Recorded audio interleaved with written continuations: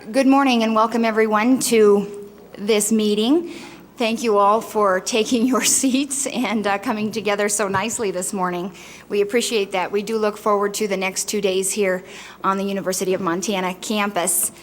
I would just like to begin with a roll call and ask Amy D'Amato, who is acting in place of Lynette Brown, who cannot be with us today, to take roll. Here.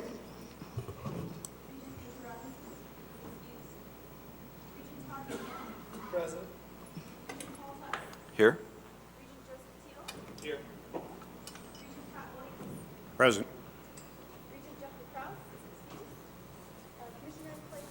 Here.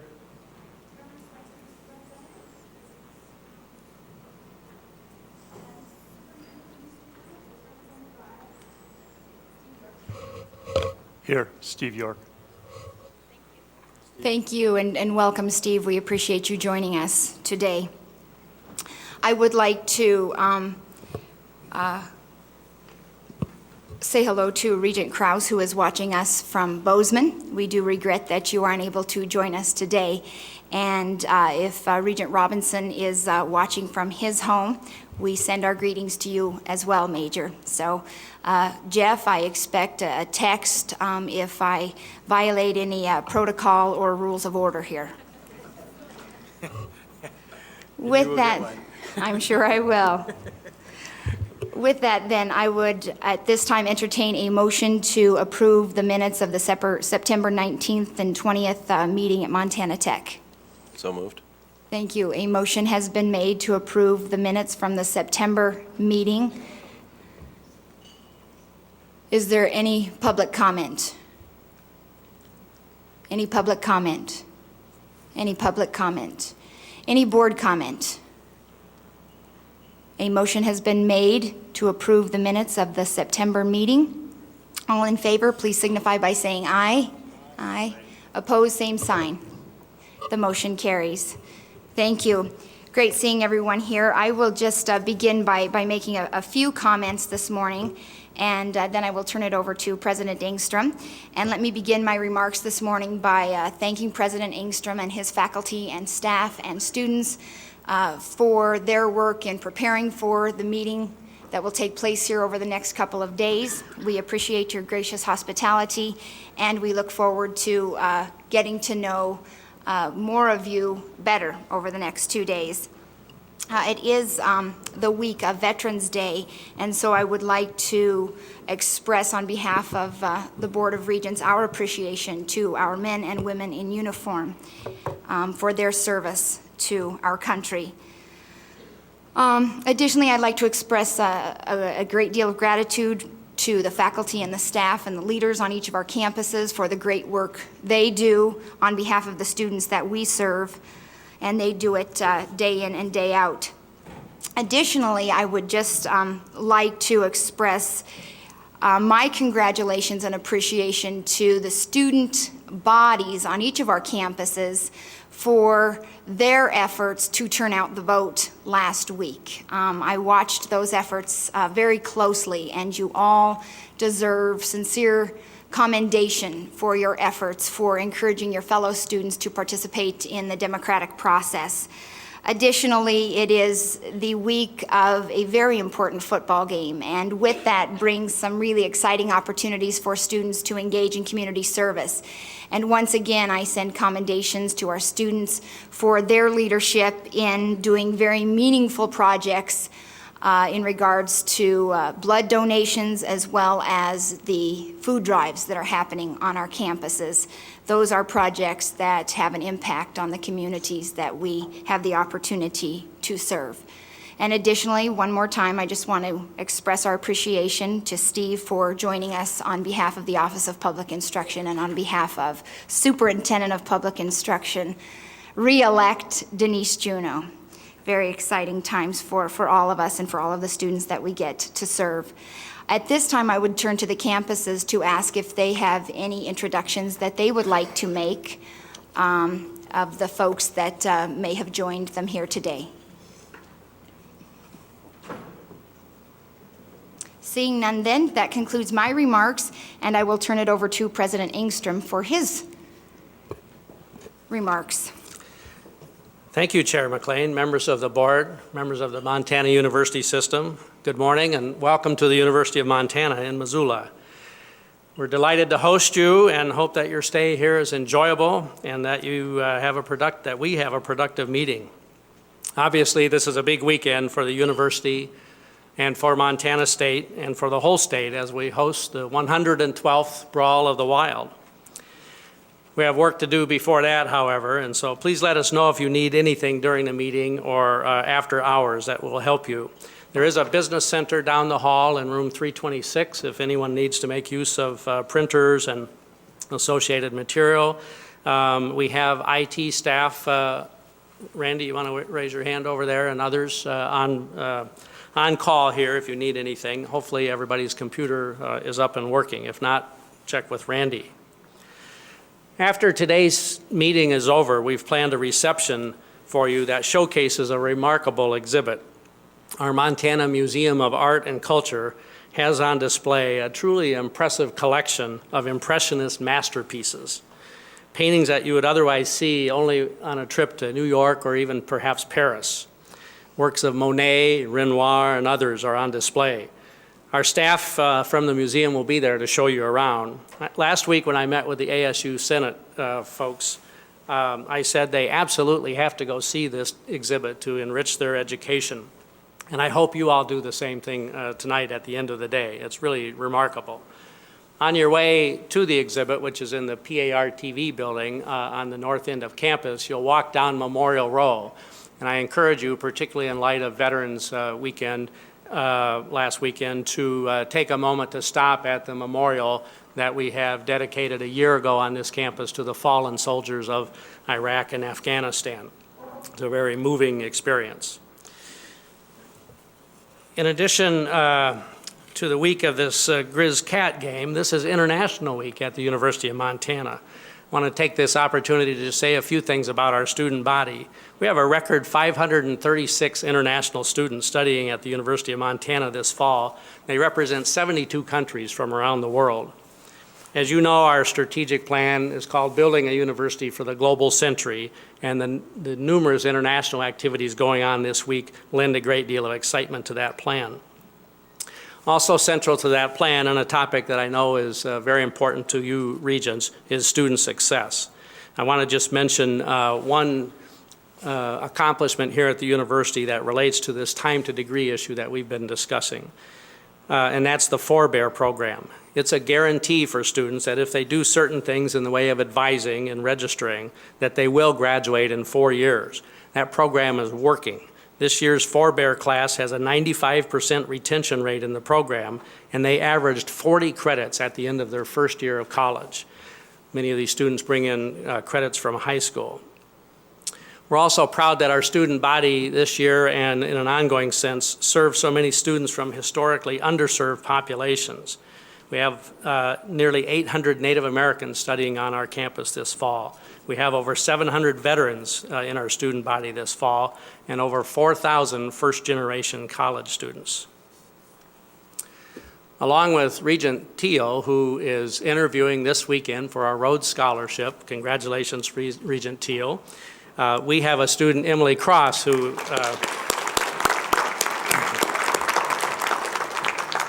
Emily Cross from the University of Montana is also interviewing this weekend out in Seattle, so we wish all of you the best of luck. Competitiveness for national scholarships is a hallmark of this institution. 28 Rhodes Scholars, 11 Truman Scholars, 10 Goldwater Scholars, 52 Fulbright Scholars, and we lead the nation of every institution in the nation with Udall Scholars at 33. We're very proud of that tradition and that heritage. I do have one introduction, Madam Chair, that I would like to make, and we do have a new dean of our Mansfield Library here with us today, Shali Zhang. Shali, welcome to the University of Montana.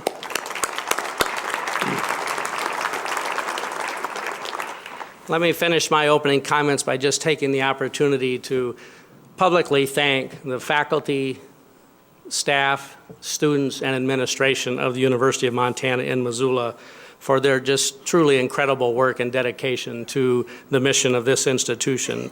Every one of them is a delight to work with, and I know that they are dedicated to the future not only of this university, but to the state of Montana and our nation. I'm going to, in one moment, ask Dick Story to make a brief announcement about a particular accomplishment at Western. So I'll just end my comments by saying thank you and go Grizz.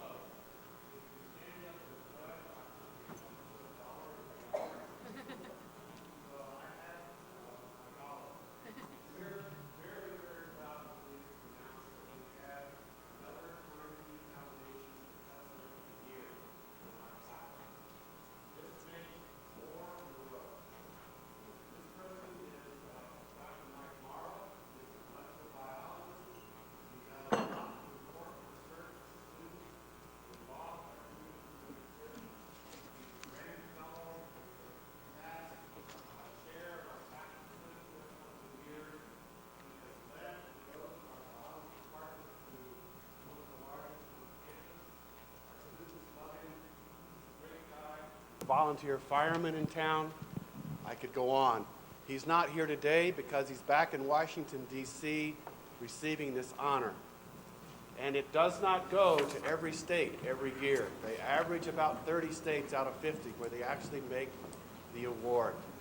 So Provost Carl Ulrich is passing around a brag sheet on that, a one-sheeter.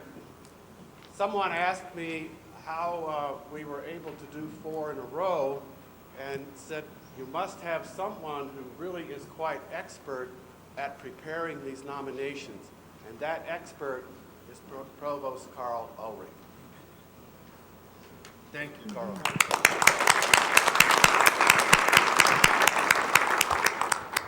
Thank you, Chancellor Story. Please extend the board's congratulations to Professor Morrow. Very exciting for him, for you, and for all of your students, and for all of us in Montana. And once again, a great big congratulations to Regent Teal. He will not be joining us tomorrow, and that is the reason why. And he and I had conversed, and I said, would you like me to share it, or would you like to share your good fortune with the rest of the group? And so I think he was planning on doing that, and we thank you, President Engstrom, for doing that. We as a board are extremely proud of Regent Teal and are so very grateful for the leadership that you continue to provide. So with that, then I will turn it over to the Commissioner for the report. Commissioner's report. Thank you. Thank you all for being here, members of the board. Thanks for sharing your time with us. I do have a few comments today that I'd like to make, starting with, yes, we'll get on it. I haven't made a stop since I started this role that somebody didn't say, well, what's the plan for the legislative session? Regardless of who you rooted for last Tuesday, it offers some clarity for us as far as direction and what we need to do and where we need to go. And we are working on those plans. We have been, but that certainly now, from your staff's perspective, will swing into high gear. We have a meeting that we will pull all the campus leaders and governmental relationship personnel together in early December in Helena, and we'll continue to work on our strategies for the session. But we are making headway, and later today the budget will be released, and that'll offer some more clarity for us too as to what we need to do. Second item, I just want to make the board members aware, we have received a resolution from University of Montana and Montana State that is asking us to take a look at possible policy changes at the board level to add gender identity to our protected non-discrimination policy. And we will do that. I wanted to just at least notice and recognize that we have that document. We will take a look at it. It is a request from the students. We don't take student requests lightly. At the same time, we don't take changing board policy lightly. It needs to be well vetted, and that's a broad statement, but it has to make, we need to make sure that we look at it from a system perspective, and we need to answer the question of, what is the right level for us to address policy change? Is it campus level? Is it system level? And so there's a lot of work that needs to happen there, and I'm saying this too for the benefit of the student groups. I have talked to Key Abbey some about this, and other students, and Regent Teal and I have discussed this, but we will move it forward, but we'll do so deliberately, and we'll make sure that we vet this with the campuses and we understand fully the consequences and the unintended consequences and the nature behind the request. But we very much value the student input in bringing this recommendation to us, and we'll work to see that moves forward through the process. The third thing I wanted to address is just to give you some brief thoughts from the WICHE meeting that I attended, I guess, Sunday through Tuesday, I guess. They could be watching, so I'll say this delicately, but sometimes I feel like those don't always have the most teeth behind them, but this was a very, very useful meeting, and I did want to share a few things. I think useful in terms of even the legislative conversation that we're having. The first day of the session was really devoted to a notion that we've spent some time talking about as a board, which is sort of the return on investment concept. And there is a lot of work being done across the region to get to the heart of that. Education is one sector of public financing that can say it's truly an investment, and they've done a lot of work, NCHEMs have done a lot of work to show what that investment is. For the western states, it's equates to about an 18% return on investment for students and about a 4 or 5% return on investment for the state. Both are notable numbers and worth a larger discussion. But I think that that's really a piece that we need to explore as we move forward as well. And then, of course, there was part of a session dedicated to sort of the non-monetary benefits, which we long have valued in higher education. But a lot of work being done there. A lot of work being done there for our benefit as well. They've separated some of that data into state by state, and so we'll be able to get some of that from Montana and get back to you guys. The afternoon session was dedicated toward a fairly dicey conversation, really, but one that I think we probably need to have as a country, and certainly will need to come back to the state. And there's a policy paper on it that I will get you guys a copy of. David Longenecker, who you all met a couple weeks ago, was one of the panelists, and it was chaired by a fairly well nationally known person, Sandy Baum. And what this report really got to the heart of, it's titled Beyond Need and Merit, and it really addresses the fact that most financial aid is based on need or merit, and there's very little crossover. If you are a bright student doing very well, you get a merit scholarship, and it has little to do with need. And if you're a need scholarship, it has little to do with merit. And they're really attacking what I think is the dicey part of it is that the best use of state or federal resources? Should there be a component of both?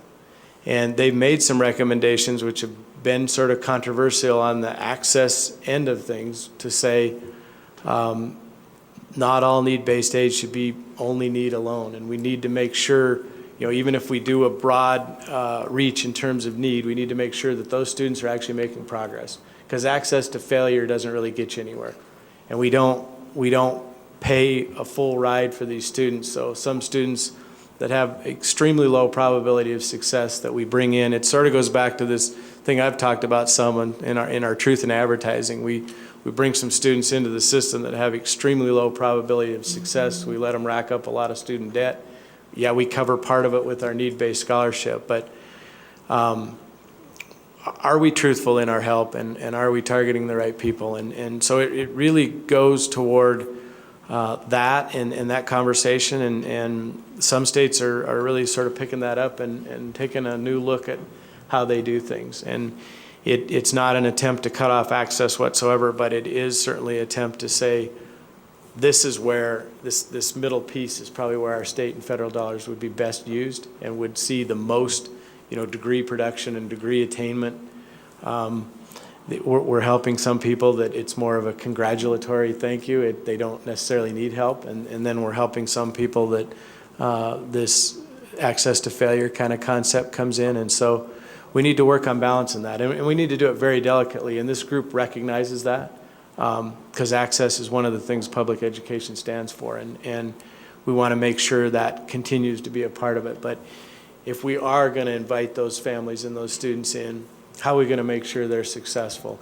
And how are we going to continue to update that process, and when they're not successful, help them get on a path that they can be successful, whether it's a certificate path or a 2-year degree or a 4-year degree or whatever. We need to make sure that we're fully disclosing where they're headed, and it doesn't become a carrot that leads nowhere with lots of student debt coming out the other end. So I thought it was a fascinating conversation. I wanted to just take a couple minutes to explore that. And then also one afternoon session was a conversation that we had at the board retreat, which is worth repeating, but a lot toward either accelerated degrees or timed degree. But I think everybody started to pick up on that same notion. And there is some talk about, as the president has well said at her campus, this 15 credits.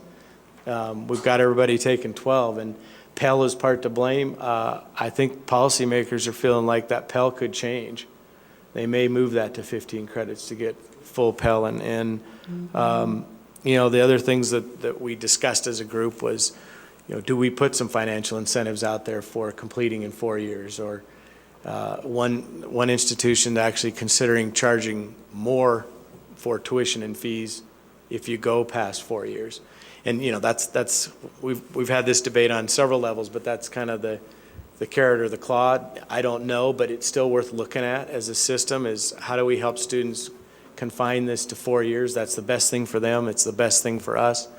How can we make that happen? And whether we incent them to get done in 4 years or we penalize them if they don't, that's a cost to us and it's a cost to them, and we need to address that. And I think I was surprised to see how much that same conversation that we're having in Montana is happening across the West, at least, and across the country. And this credit load is really being identified as, that's a problem when we're averaging 12.4 credits.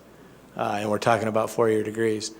So a lot of work being done there, and it was a great conference. I just wanted to share some thoughts. I think I will get everybody a copy of this policy paper. I think that's a conversation, not that we need one more thing, but I think it's a conversation we need to have, because it really does hit at what's going to make those students and Montana the most successful. And I think that's part of our charter, to look at that. When we take state dollars and we spend them, is how are we doing it, and are we doing the best job we can do, both for the state and the students? And I don't think we've asked that a lot, and I think that's what the paper really points out. We've been on one side or the other, and we don't seem to cross those barriers. So great work been done there. Yes, sir. Real quick, I'm excited to hear this conversation about not being mutually exclusive, the affordability and the need and merit-based, and you'll be happy to hear a report today or tomorrow during Academic and Student Affairs, this affordability task force. As we've decided how to dole out those resources, those both are being addressed, and so I think we're well ahead on that conversation. I'm looking forward to that Excellent. report. Thanks for your report. With that, Mr. Trevor, Regent Williams. Madam Chair, another question on the same thing that Regent Buchanan raised, and that is with regard to need-based or merit-based financial assistance. Is the WICHE study completed? If not, when will it be? And if it is completed, is there anticipation of a second step? The paper, the policy paper is completed. The next step, as WICHE goes, is to roll it out to us as commissioners, which they did, and certainly offer help for any of the states that want it. I think we can certainly take it to the next step if it becomes something that we want to do. I think the work that they did is complete. But the whole point of it was to offer up to us to what extent we want to look at our own policies and help with those. They're glad to help. And they are doing that already with some of the other states. All right, we will move to fall enrollment. Mr. Trevor. Thank you, Mr. Commissioner. Members of the board, good morning. Winnie, if you could bring up the presentation. First slide here shows you a 10-year history of our overall student FTE across the system from 2002 to 2012. I believe for the past 4 years, I've stood here and said we have record fall enrollment. And this is going to be the first time in 5 years then that I'm not going to say that. If you take a look at that darker blue bar over there, you can see that it's slightly lower than last year at this time. This is the 15th day enrollment. You know, you think enrollment would be just straightforward, but we find a way to make it pretty complex. It keeps me employed, so I'll take it. So what I'm doing here is comparing in fall 2011 and fall 2012 this year to fall 2011 at the census date. The rest of them are into term when they become final. We pick up some more enrollment after the 15th day, but it's very small. So we went down 1%, 392 FTE. So the rest of this report is kind of giving you a look at just where did we go down in comparison to last year at this time. Keep in mind, though, as we go through this, there has been some enormous growth in the last 5 years. I've used this chart before where I've said in 10 years we've gone up, I think it's like 6,500 FTE, but in the last 5 years it was 5,500 FTE. So we've had explosive growth in the system. This is the plateau we've hit. Go on to the next slide there for us, Winnie. Okay, so the most fundamental way of breaking down FTE is by residency. Of course, we use resident FTE primarily in the budgeting process, but non-resident FTE and WUI, Western Undergraduate Exchange students, and non-resident graduate students all equally as important. And so this gives you, I guess, the highest level trend that occurred here. We lost our FTE in resident students, not non-resident students. We went down 627 resident undergraduate students. And that's kind of when we get further along in this presentation, really an area that I'm going to focus in on. And you can see we went down 140 students in resident grads, that's a 6.1%, and then had some pretty typical growth along the lines of non-resident students. Next slide, Winnie.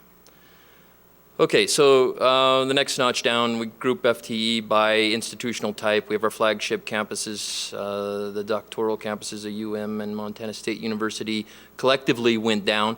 And I'll say this for every single category. You cannot, though, attribute that to an institution, because once you get to the institution level, this falls apart, the downward trend in categories, because we have a lot of diversity throughout the system this year. And as well at the four-year campuses, the four-year regional BA, MA campuses were basically flat. The two-year colleges are down 244 FTE, but you'll see that's largely attributed to a certain sector versus another, and we'll get into that.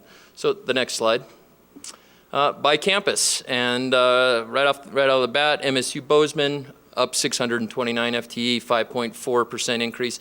I don't know, President Cruzado, is this the largest increase that you've had in a fall semester since, I don't know when? Okay. The Gallatin College, clicking right along, big percent increase. Well, they don't have a lot of students so far, but they're building. Every year you see this building. Billings, 90 down on the main campus, 90 down at the City College. Northern held its own. And Great Falls, down 3.5%. Next. Here at the main campus, Missoula down 700 FTE, 6.5% down. Conversely, at MSU College, I apologize, President Engstrom, profusely for that Freudian slip. At the Missoula College, I was focused on not saying College of Technology, and I blew it.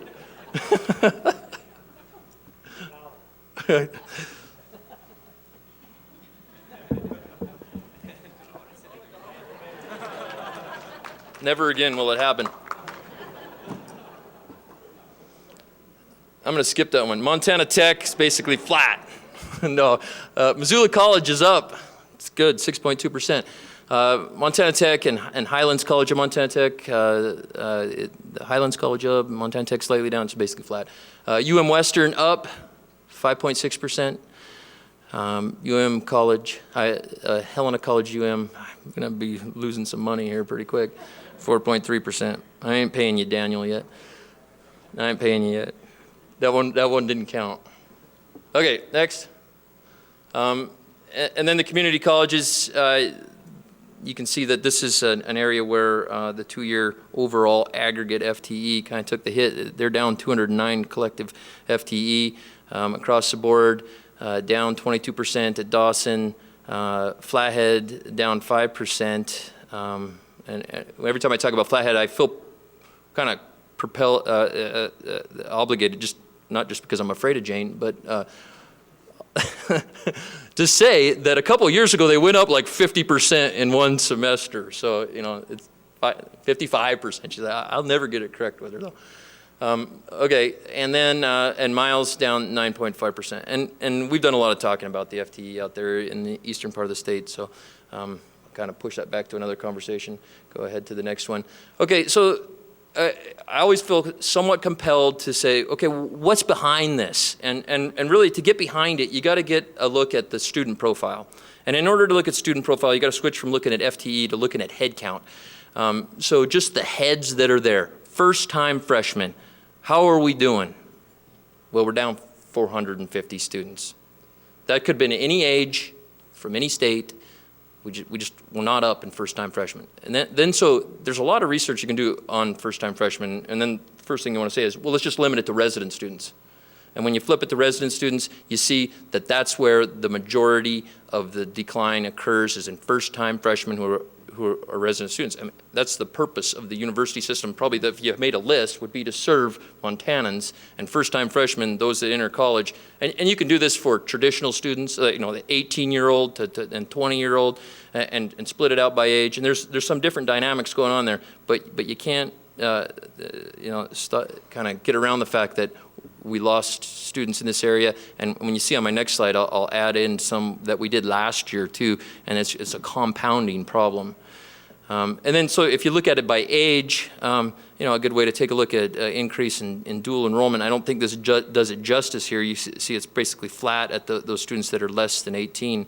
You have to do more work there, because age doesn't necessarily mean that you're a high school student or not.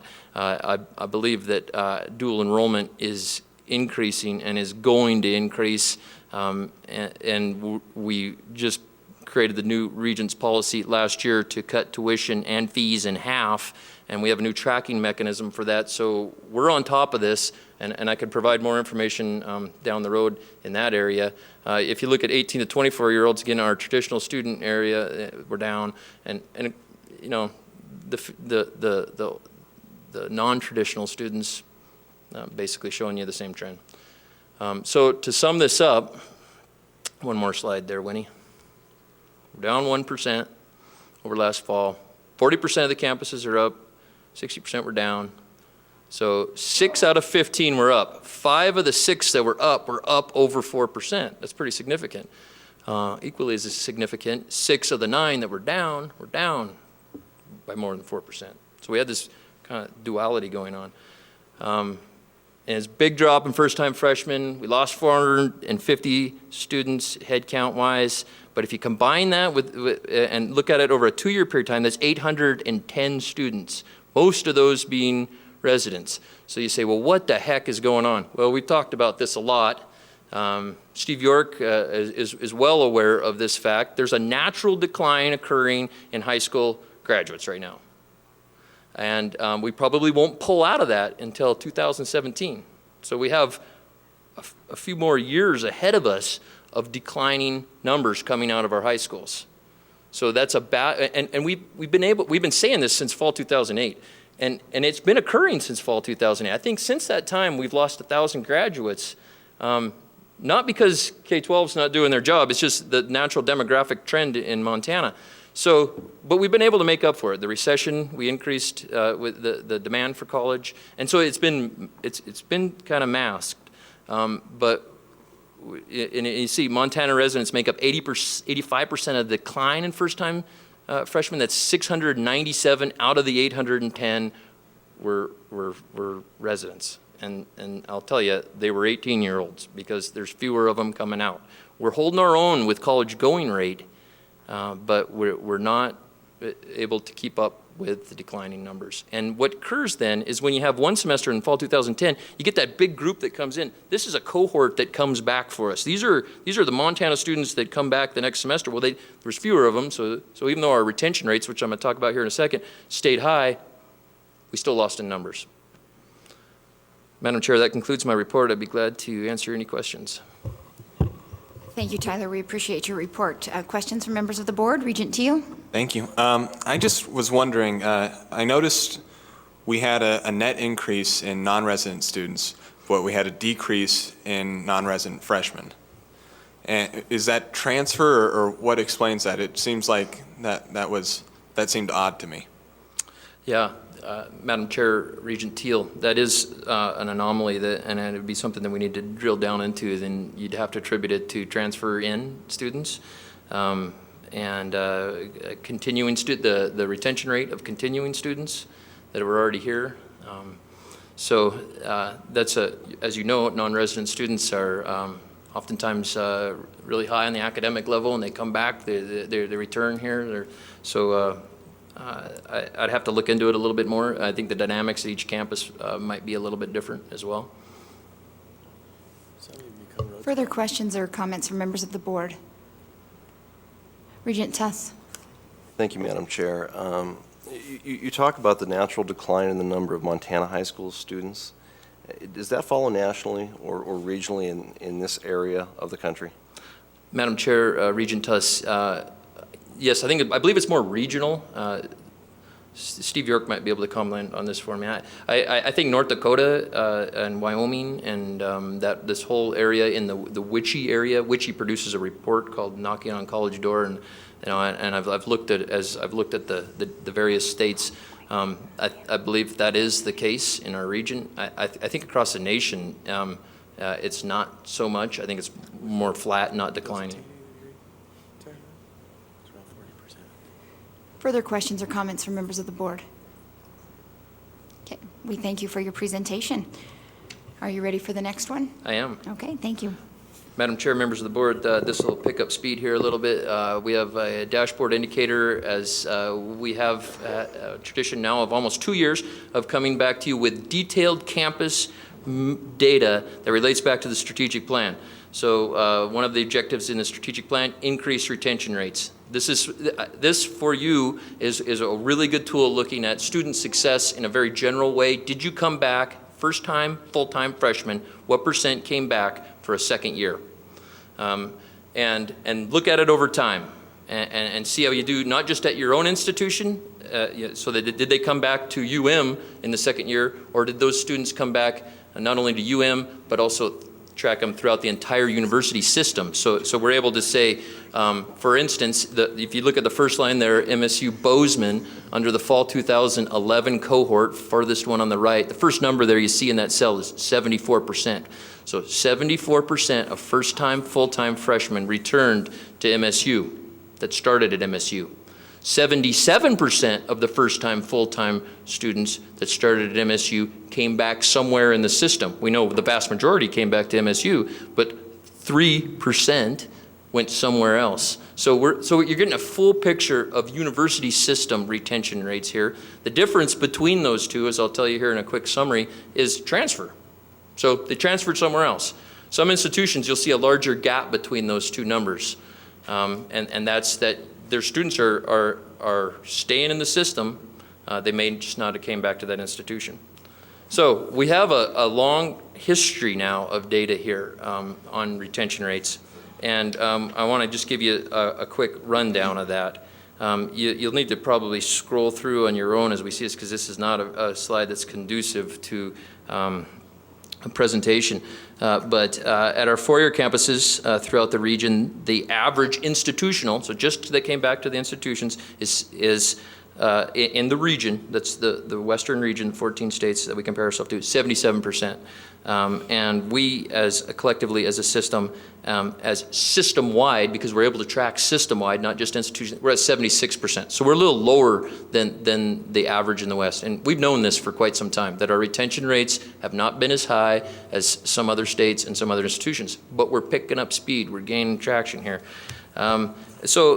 Who's high? Who do you call out here as a pretty high rates? Fall 2011 cohort that came in and came back in fall 2012. Leading the way, Missoula at 76%. Coming up from behind is Western at 75% now. And then we have Bozeman at 74%. So those are the leaders. On the lower end, MSU Billings 56 and MSU Northern 58. Go to the two-year sector. In the region, at institutional rates are 57, again tracking across the system, so it's not quite the same. We'll give a little bit more opportunity for us to retain here. We're at 57, so we're tracking right along with our two-year campuses regionally. Who's at the high? Well, Gallatin College, since coming online here, fall 2010 data forward, 74%. It's the highest across the two-year sector. And then kind of in the middle range there, we have Miles at 59, Flathead 56, Helena College 55, and then at the very end of that is Dawson at 41. Campuses that experienced the most growth in retention, both institutional and system-wide over the past 6 years, are leading the pack. Great Falls College increased their institutional retention rates by 10 percentage points. And not only that, system-wide retention increased by 14.1 percentage points. So they're doing a great job of not only retaining their students, but getting those students who came in the first year to transfer on to somewhere else in the system. Western, the baccalaureate cohort that came in, has increased by 9.3 percentage points, and system-wide retention at 13.8. Helena College has gone up 8.2. Institutionally, Highlands College increased 7.1%. And to wrap out the summary, the comparison of institutional rates, as we've been doing, to system rates allows us for a calculation of one-year transfer rates across the system. What campuses are the highest in fall 2011? Dawson had the highest transfer out rate then at 10.3%. Tech behind them at 8.9, Western Baccalaureate at 8.4, Billings and Great Falls wrapping that out. Madam Chair, that concludes my report. I'd be glad to answer any questions. Thank you, Tyler. Questions or comments? Regent Teal. I was hoping, could you, regarding the transfer rates, Yep. are most of those 2-year to 2-year and 4-year to 4-year? Madam Chair, no. It wouldn't be necessarily 2-year to 2-year if you're at a 2-year campus. We get a lot of combinations that go on in this system. Of course, we're trying to work the 2-year to 4-year as strong as we can, but we get a lot of 4 to 4. And that's kind of been the nature of the university system in Montana. If you looked at it this way, 3,000 students will transfer in somewhere in the Montana university system. 1/3 of those students are in-state students. 2/3 are coming from the outside. So we have about 1,000 students that are going to transfer in a fall semester. And then you can break it in, about 1/4 of those go from 2 to 4. So we're trying to increase that. The rest of it is 4 to 4 or 4 to 2 or something, so you get kind of a picture of the transfer rates. Thank you. Further questions or comments? Madam Chair, Regent Williams. thank you. The regents have noticed in the last couple of meetings from similar charts that our good friends out of Dawson College have been experiencing some difficulty.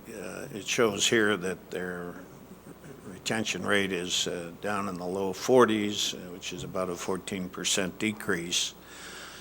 they've had other problems. I just want to personally note that in looking at those difficulties, I don't think they're systemic with Dawson College. I think they have to do with the oil boom in eastern Montana and the fact that so many prospective students and current students are leaving for jobs in the oil and gas fields. I know we want to take a serious look at Dawson, but as we do, I encourage us to keep the odd nature of the economy over there in mind. Thank you. Thank you, Regent Williams. Mr. Renz. Tyler, I'm trying to understand the system-wide percentage compared to the institutional percentage, because as I put them together, it seems to be higher than the total. Yeah, so don't think of them as a total. Yeah, just think of it as the denominator is all entering full-time freshmen. And the numerator on the institution is those that returned to that same institution that they entered. Right. The numerator on the system is the number that returned to that same institution and any other institution in the Montana University system. So what you're getting there is a look at institutional and system. That's what the system one should be called, is you returned to your institution or you returned to anywhere else in the Montana University system. So it's the system-wide retention rate. So if I'm reading this right, I'm looking at the University of Montana just because it's up. Sure. 76% retention in 2011. Yep. 78% retention in 2011 system-wide. Yep. That means that students stayed in the students stayed in the system but happened to be attending somewhere else. Yep. So the 2% went somewhere else to combine with the institutional rate of 76. Give you a 78 for an overall retention rate in the Montana University system of students who started at Montana University system, of students who started at the University of Montana. Thank you. Further questions or comments? If I could, Tyler, I just would like to go back quickly to the fall enrollment report. I know that there's a significant effort at K-12 to increase the number of college-going students. And I point to specifically Graduation Matters, which is housed at the Office of Public Instruction, and then another initiative through the Student Assistance Foundation, and I don't know if Pat is here, but I think it will be interesting down the road, the next year, the next 2 years, to begin to track that data and determine if the programs and the investments that they have made are making a difference on that college-going rate. So some really exciting partnerships, I think, that will help us to see some more productivity on that enrollment end. So thank you for your good work and the good report. Bet. Commissioner Christian. As long as we're going back there, lest we not forget that the Montana K-12 system graduates slightly more than the WICHE average in high school graduates. They're doing better than the average in their graduation rate from high school, and we're capturing well below the average, WICHE average of those into college. There's a gap there that I can't fully explain, but one that I think it's incumbent on us all to concentrate on that area, because we're getting more of our students through high school, and yet we're not getting them into college. And I think we need to look at that and explore how we can do better there, because that will really help us make up this demographic loss if we focus on that group. Absolutely. Thank you, Mr. Commissioner. Before we move on to our next item, I would just like to take a moment to recognize Pete Donovan, who is the Executive Director of the State Board of Public Ed, which is the sister board to the Board of Regents. So thank you for joining us here today, Pete. Always nice to see you. At this point, then, I will turn the conversation over to Commissioner Christian, who will preface President Engstrom's remarks with a few comments. I just wanted to give a little bit of background for the board, because we've certainly got a number of questions surrounding this, and you've gotten a fair amount of email, and I wanted to just briefly touch on the process, because there's been some questions about how this item fits in, and I want to remind everybody that this isn't an action item today, and that's why it's a little out of character.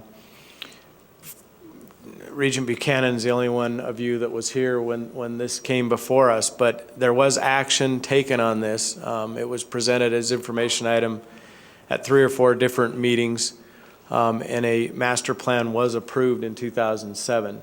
And so I know we've gotten a lot of questions about how you're going to decide on this issue and how you're going to vote. I'm not saying it's a case closed, sealed issue, but the board has already made those decisions and approved an action item. We have gotten a lot of comments, and so I've asked the president to give us an update of where this is in the process, and certainly you will hear this afternoon in public comment, which is the appropriate place for that, some people that are going to ask this board to relook at that decision. But I just want to make it clear in everybody's mind that we don't have an action item before us. We don't have a decision before us. We have an update given the public interest into this item, and then I think you will hear from several sides of the debate this afternoon on wanting this board to relook at those decisions, and that's something that we can entertain or not in the future. But I just want to make sure everybody understands where we're headed today. President Engstrom. Thank you, Commissioner Christian, Madam Chair, members of the board. So I do want to give you just a few minutes of context for the comments that you may hear this afternoon during the public comment session.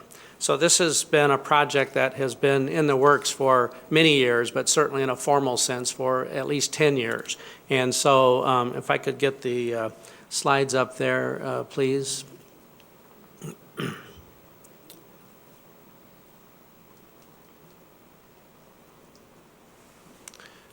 Yeah, if you could put that into a slideshow mode, please.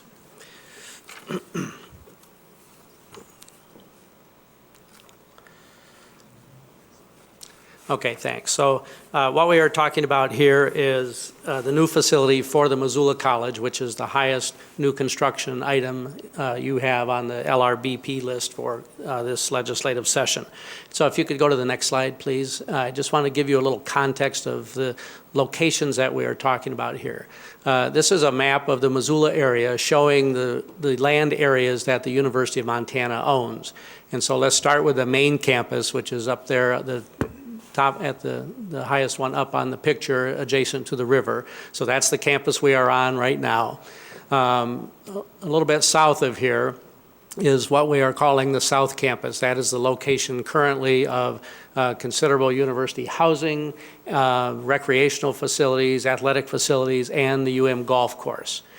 The Missoula College currently is located at a small site adjacent to Sentinel High School, and so you see the MC campus box there. That's the current location of most of the Missoula College activity, and that is the site that we are proposing to move away from and move the new Missoula College to the South Campus area. Going west, you see the Fort Missoula Square.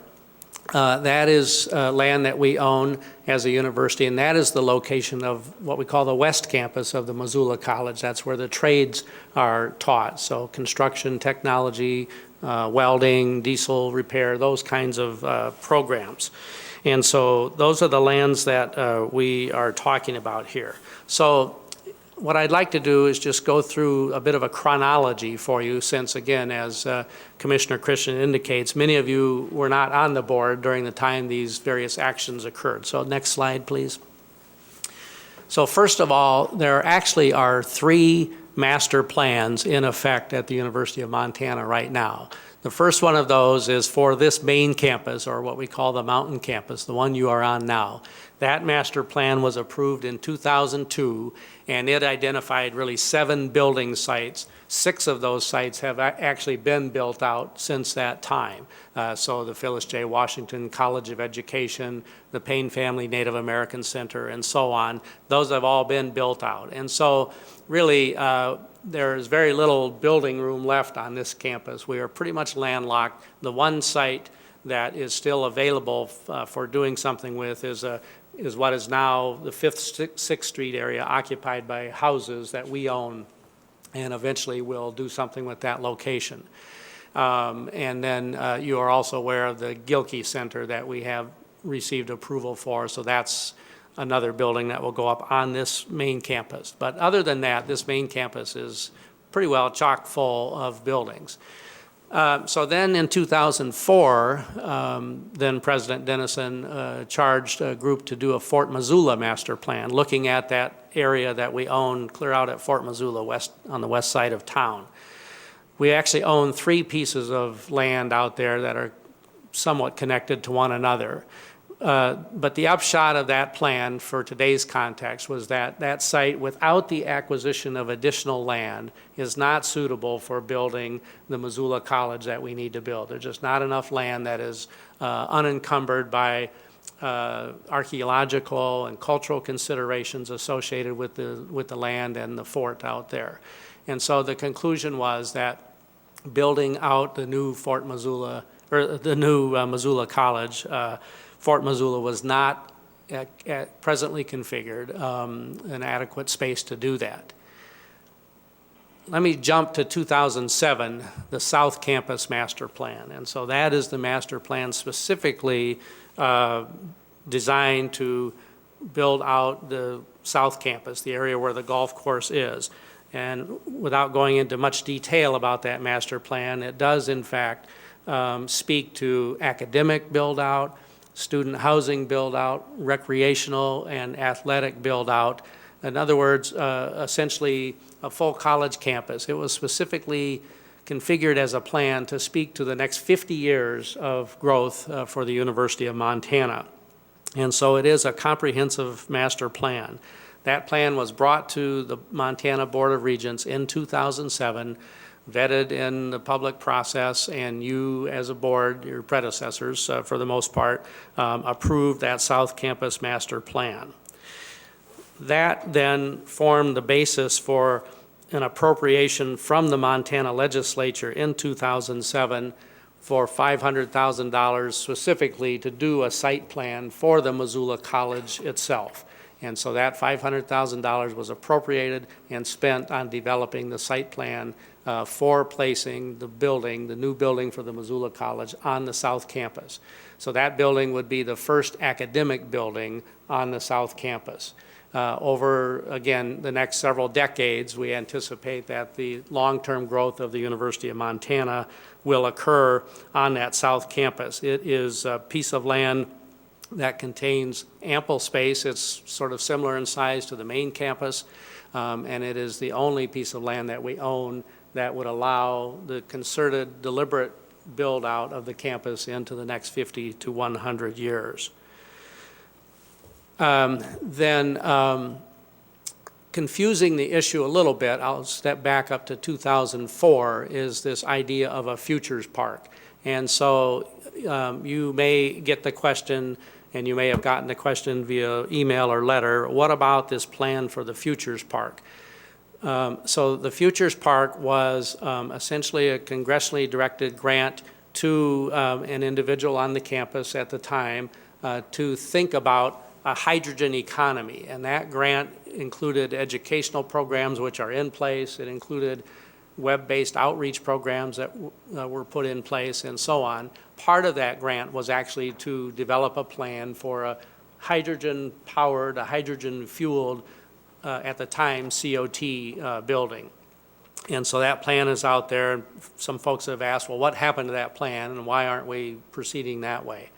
Well, the fact is that a hydrogen economy just has not developed in our nation, in our state, to be sure.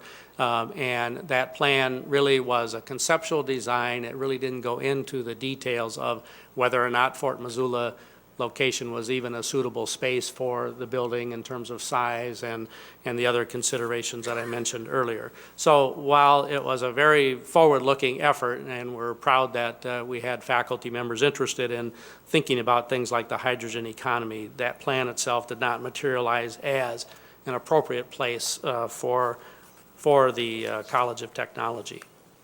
So that's sort of the sequence of events. And so as Commissioner Christian said, you did as a board approve the South Campus Master Plan in 2007. That did form the basis for a legislative appropriation to do the specific site planning for the Missoula College on the South Campus. And that plan in 2008, as you see, was completed. Now, next slide, please. So here are some of the considerations, both considerations from the university's point of view, but also some of the concerns that have been expressed. And so the first point that I want to make here is, in my mind, the most critical point. We are not discussing here really the placement of a single building, the Missoula College. We are really discussing the long-term growth opportunity for the University of Montana. If you look at what this university has become in the last 118 years in terms of a physical plant, I don't know about you, but I don't believe higher education is going to be any less important to our society in the upcoming 50 to 100 years, nor do I believe that physical facilities will be any less important to higher education, despite improvements in online education and the other innovations that we have. And so we do need a place to think in a deliberate way, in a well-coordinated way, about the future growth of the entire university. We would be having this discussion whether we were talking about a Missoula College building, a new science building, a new research lab building, or what have you. We do own outright the land that now comprises the South Campus, and we have been actively developing that site for many years. If you look at the extensive residence halls and athletic facilities that are there already. And so that has been under development in a very deliberate way for quite a few years now. The connectivity between the Mountain Campus and the South Campus is one that is conducive to movement of students and support staff and infrastructure back and forth between the two. So it makes good sense from a cost-effective approach to delivering higher education, whereas the Fort Missoula campus is 6 to 7 miles away from us here. Moving people, moving infrastructure and so on back and forth would be considerably more problematic in terms of cost effectiveness. Concerns expressed, and you may hear those or you may have heard about those, and they are very legitimate concerns, and I want to tell you that last night we had a really productive meeting with the neighborhood councils on some of these concerns. People see the golf course location as a beautiful green space for the city of Missoula, and it is. There's no question about that. Our campus design seeks to preserve much of that green space, design that South Campus to be just as attractive, just as beautiful as the strong heritage of a beautiful campus we have here on the main campus. Concerns about existing and future traffic exist. Again, very legitimate concerns as we think about more students and more activity in and around those neighborhoods. We do need to address those traffic and parking situations. I've already mentioned infrastructure really in a cost-effective sense. It will be much easier for us, much more cost-effective to put in the kinds of infrastructure, including internet connectivity and the traditional infrastructure pieces to the South Campus than it would be, again, 6 or 7 miles across town. Let me just quickly show you just a few pictures just to emphasize the consideration that has gone into some of these issues. So next slide, please. Here's a campus connectivity picture. This is an aerial photograph taken from the west looking east toward the main campus and the South Campus that we will develop. And so you can see the highlighted bus routes that go between the two and a proposed bike path, walking path up against the mountain edge there that will provide connectivity between the two campuses as well, making it quite easy for people, students and employees, to move back and forth readily as we continue to move for integration of the two campuses. Next slide. Again, just to not to go into any detail here, but just to make the point that our site location, our site plan for the Missoula College has indeed taken into account this idea of open space. Again, this current campus, the main campus, has been recognized in various publications over the years as one of the most beautiful in the country. We have no interest in not maintaining that status. And so we want open space and trails and so on to be an integral part of the campus. Next, please. Parking and traffic, just to show you the picture that we have put considerable thought into the flow of traffic and parking in and around the new Missoula College. This is an ongoing issue. We admittedly in 2008 we were looking at 15 to 1,800 students at the Missoula College, and now we're looking at closer to 2,500. So we certainly have work to do in the final design stage on the topic of parking and so on, but we certainly intend to do that. And then finally, just the flow of traffic, if you could show that next slide, please. Coming in off of the main arteries in and around that campus.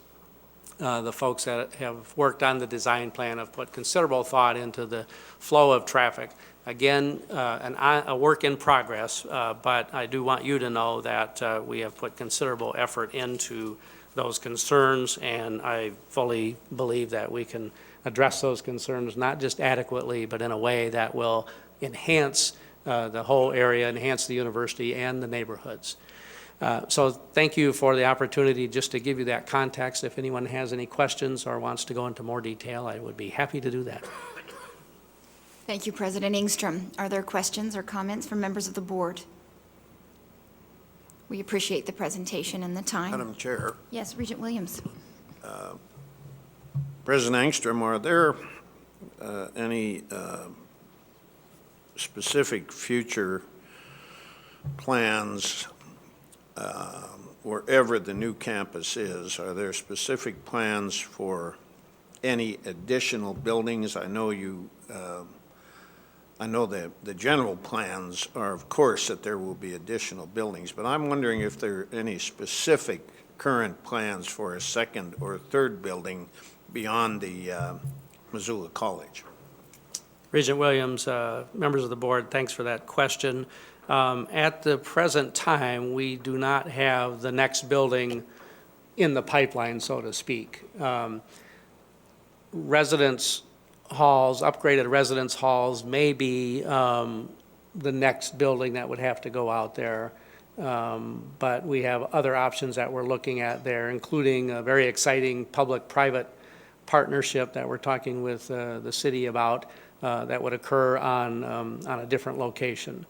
At the present, we do not have a specific building that would be the next one on the location. There are certainly many potential needs, but we don't have a building in the pipeline.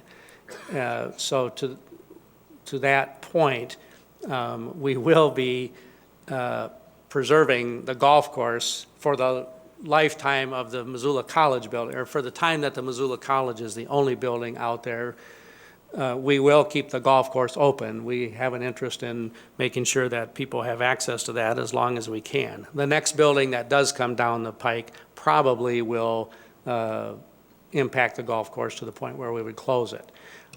Regent Williams, I should have said the next most likely building out there could in fact be an indoor athletic training facility that's at least in the thinking stage at this point. And Mr. President, do you have any idea of how many years that would be before construction was begun on the new building, perhaps the athletic building? Regent Williams, members of the board, if we look at the length of time it takes to get any major building project through, from sort of the conceptual stage to the funding stage and construction stage, that's a 5 to 10 year process. I mean, we've been in this, talking about this Missoula College now for, this will be the 4th legislative session, and the planning started even before that. So if you look at any other major building around the system, I mean, it's a number of years to take something from beginning to end. So, you know, without trying to pin it down too precisely, I would think it's probably in the 5 to 10 year horizon before the next thing goes in out there.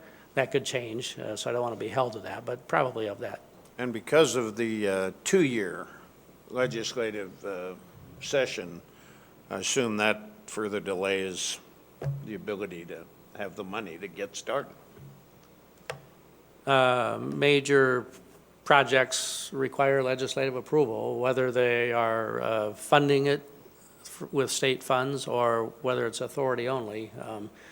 The legislative process is involved in either case, yes. Thank you. Thank you, Regent Williams.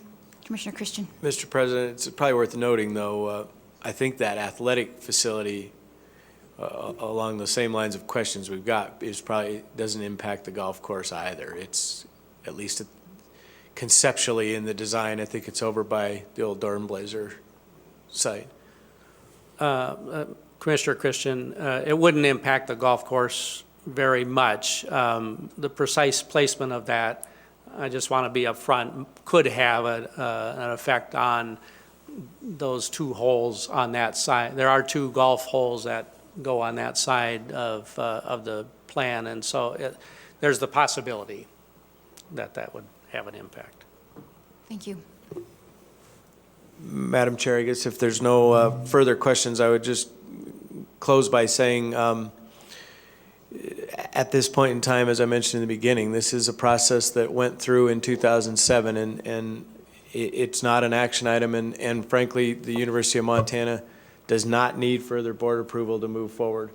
If it would receive legislative approval for the funding, it has received what approval it needs, and hence why we haven't really turned this into an action item or a debate at this time. You will certainly hear public comment, and we welcome that as always, asking you to reconsider that. And if someone wants to reconsider it, then it could move in that direction. But as it stands right now, this is an item that has been approved and continues to move forward until this board chooses to do otherwise. Regent Tuss. Thank you, Madam Chair. President Engstrom, I have a question about the mountain campus that we're on today. For any potential future buildings that would occur on the mountain campus, is it your vision that those would be constructed along 6th there, where those houses currently are? Is that what you kind of opened with? Regent Tuss, that would be the only significant footprint that we have available to us left on the mountain campus, would be to take those houses out along 5th and 6th Street and use that space. We actually did put some thought into that as a location for the Missoula College, and that was suggested along the way by a couple folks from the community, but we felt that the parking and traffic issues that are of concern in a South Campus sense would be greatly amplified by putting the Missoula College there. So in the long run, in that 5th and 6th Street area, what we hope to do is make that an entryway to the campus with a welcome center, perhaps the alumni center, and perhaps even a home for the Montana Museum of Art and Culture. Mr. President, members of the board, probably none of you have encountered this yet, but we do have at various campuses across the system acquisition zones. That 5th and 6th Street area has been that for the University of Montana. Most of that was privately held, and it is an area that we've targeted. I don't know if Bob Derringer's here or not, but I actually don't think that at this point in time the university owns all of the homes in that acquisition zone. I think there's still 4 left. Rosie Keller. So, you know, it likely will be an option at some point, but the development of that certainly requires the ownership of that, and at this point in time there's a few holes in that puzzle as well. Commissioner Christian, Chair McLean, just one last point. We do own another small piece of property. It's about an 8-acre piece across the river, next to the Montech facility, not anywhere big enough for the footprint of the Missoula College and so on, but we may have a public-private partnership idea that we might bring to you at some point here soon related to that piece of land, so I just didn't want you to be surprised that there's another piece of land on the table. And then if I could, Madam Chair, Commissioner, just express my thanks to the community. One of the aspects of the University of Montana being hosted by Missoula is the wonderful concern and involvement of our community. And whenever I get the chance, to prospective students and parents and others, I talk about the great relationship that the university and the community of Missoula enjoy and how that is such an asset to our university. So I do want to publicly thank the members of the community, the citizens who do get so engaged and so interested in these projects. And so while I don't necessarily agree with everything that I hear from the community, of course, I do very much appreciate their involvement. So thank you. Thank you very much. It's an important conversation for everyone to participate in. Thank you very much. At this time, then, we'll look to Tyler Trevor from the Commissioner's Office.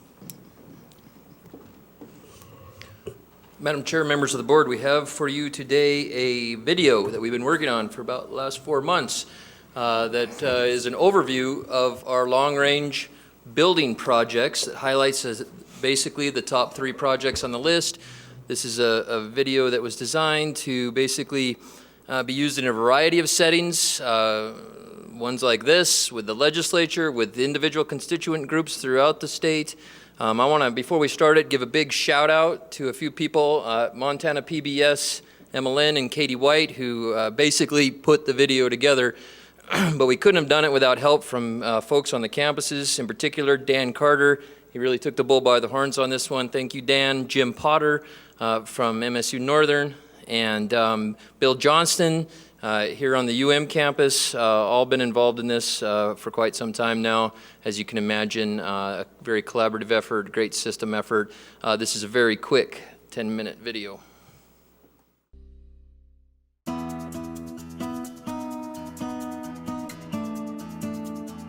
The Montana University system produces graduates that contribute to the economy in a myriad of ways.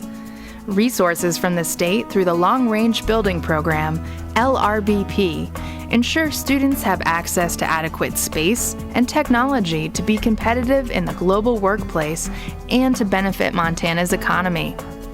Every 2 years, MUS leaders developed a project priority list that will directly benefit students and the state. That list is then submitted to the legislature for consideration. This video presents an overview of system priorities.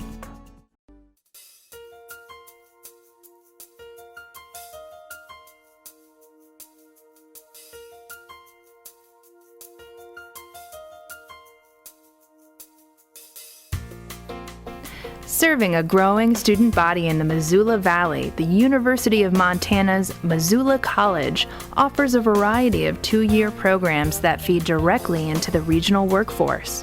2-year education is increasingly important in our higher education system in Montana. The Missoula College is really the most direct connection to the workforce that we have as a university. People can come in and within 1-year or 2-year degree programs or certificate programs move directly from either high school or some other occupation into the workforce. It's critical that we provide our students who are taking advantage of 2-year education with the best facilities, state-of-the-art facilities, so that they can get a modern education.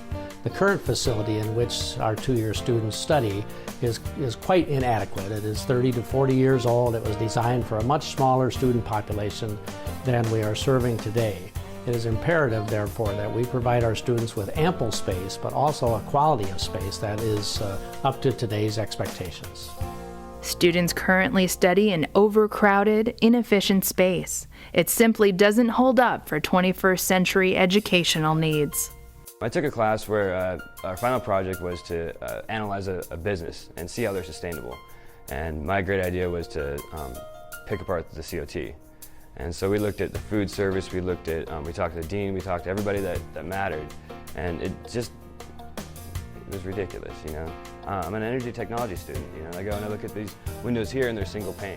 You know, I'm here studying about energy technology, about how to conserve energy, and they've got huge bills on energy that they're using. The new facility, designed to be LEED certified, will contain more space for more hands-on and state-of-the-art laboratories. This represents a wonderful opportunity for us, but it also represents an important responsibility that we must meet as a university and as a state. We must educate our students up to the highest standards so that they can go out and compete in the workforce and be productive citizens and moving Montana forward in terms of its economy.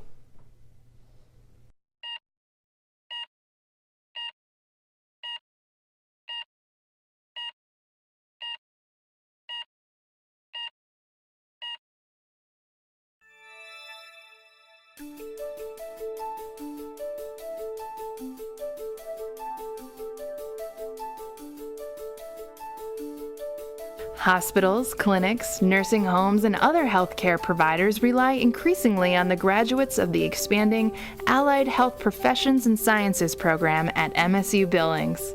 Graduates become Montana's next generation of chemists, biologists, lab technicians, health administrators, and science educators.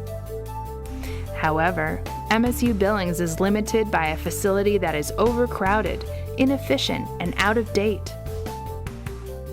Built in 1947, the current science building is responsible for about 20% of the university's deferred maintenance.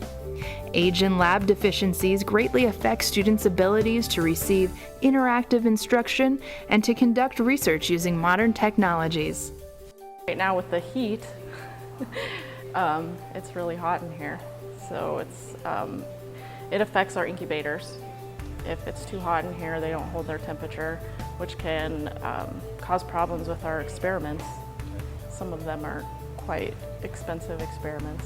So. 1 in every 7 students at MSU Billings meet their general education, pre-med, or teaching requirements in biology, chemistry, and physics at this building. This project would have a direct effect on a significant proportion of students and faculty. The new renovation will allow us some additional square footage, so we have room to think about new programming. It will give my faculty an opportunity to come together in one building with all the faculty together. It'll give them an opportunity to collaborate more. With them being with the hard sciences and the labs, it will give collaboration across communities, across arts and sciences, across allied health. So it's an exciting time for all of us. The renovation of the existing space, coupled with a 28,000-foot addition, will meet the needs of 21st century teaching and learning. Investing in MSU Billings not only affects students and faculty, but has a far-reaching return on the local and statewide economy.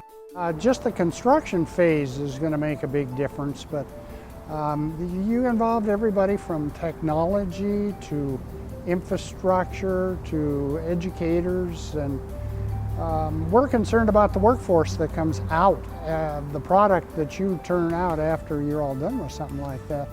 Hopefully they stay in Billings and work and be productive here. So it's not just a short term. This is a long range process that wraps around the university.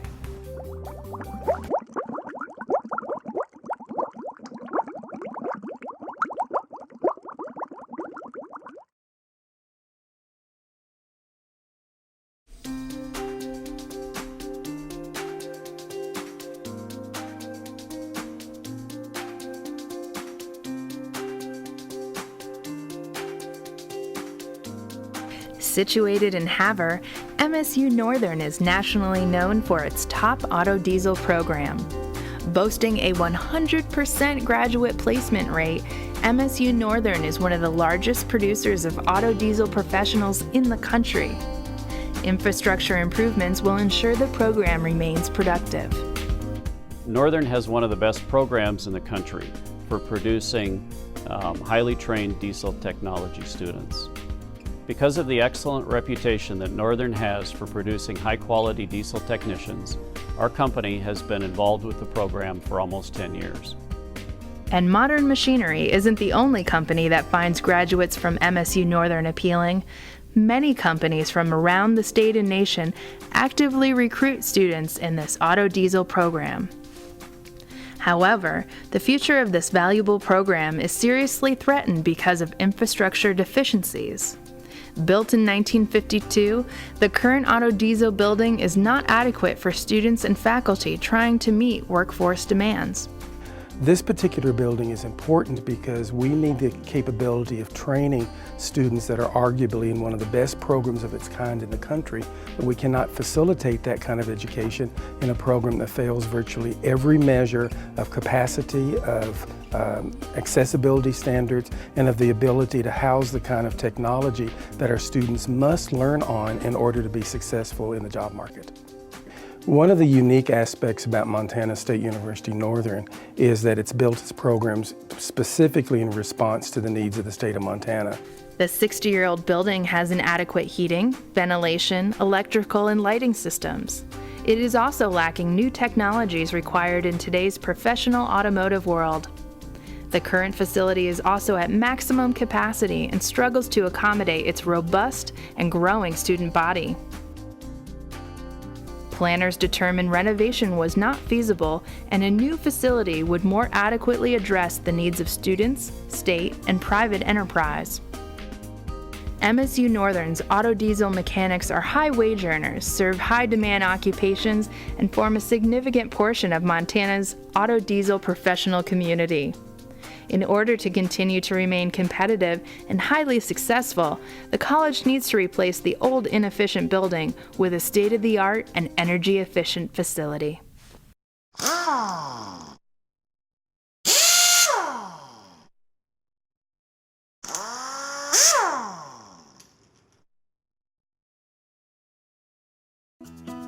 Facilities on the campuses of the Montana University System serve as the cornerstones of higher education in Montana.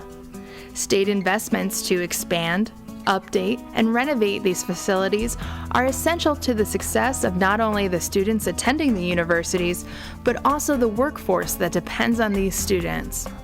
The long-range building program, a key ingredient to student success and economic vitality.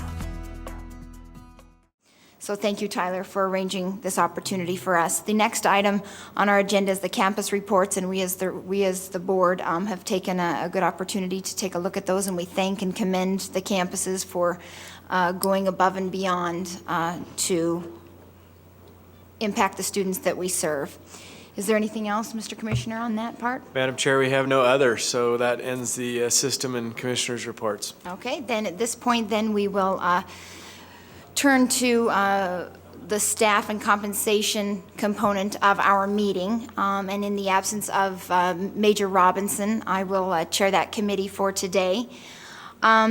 We do have 4 items on the consent agenda.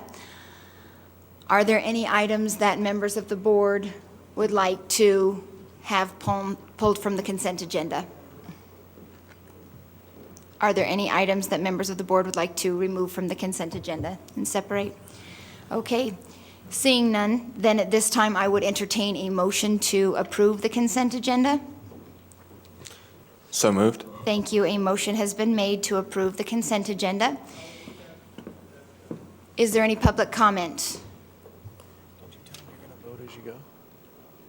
Yes, and I think it is important to remind the board as well as the public and all of the observers today that we will take action on each of the items in each of the committees as the committees address the items on their respective agendas. So right now we have the consent agenda before us. A motion has been made to approve the items on the consent agenda. And I was asking for public comment. Is there any board comment? Any board comment? Okay, seeing none. Then at this time, then, we have a motion to approve the consent agenda. All in favor, please signify by saying aye. Aye. Opposed, same sign. The motion carries. Thank you. Then at this time, Regent Robinson, who chairs this committee, has done an extraordinary job of bringing key focus, key groups, key stakeholders in regards to faculty and staff and all of the folks to the table to focus on issues within faculty and staff compensation. And we as a board have ranked faculty and staff compensation at the very top of our list of priorities going into this legislative session. The focus group already exists thanks to Regent Robinson's leadership and to the great efforts of Mr. McCrae sitting next to me.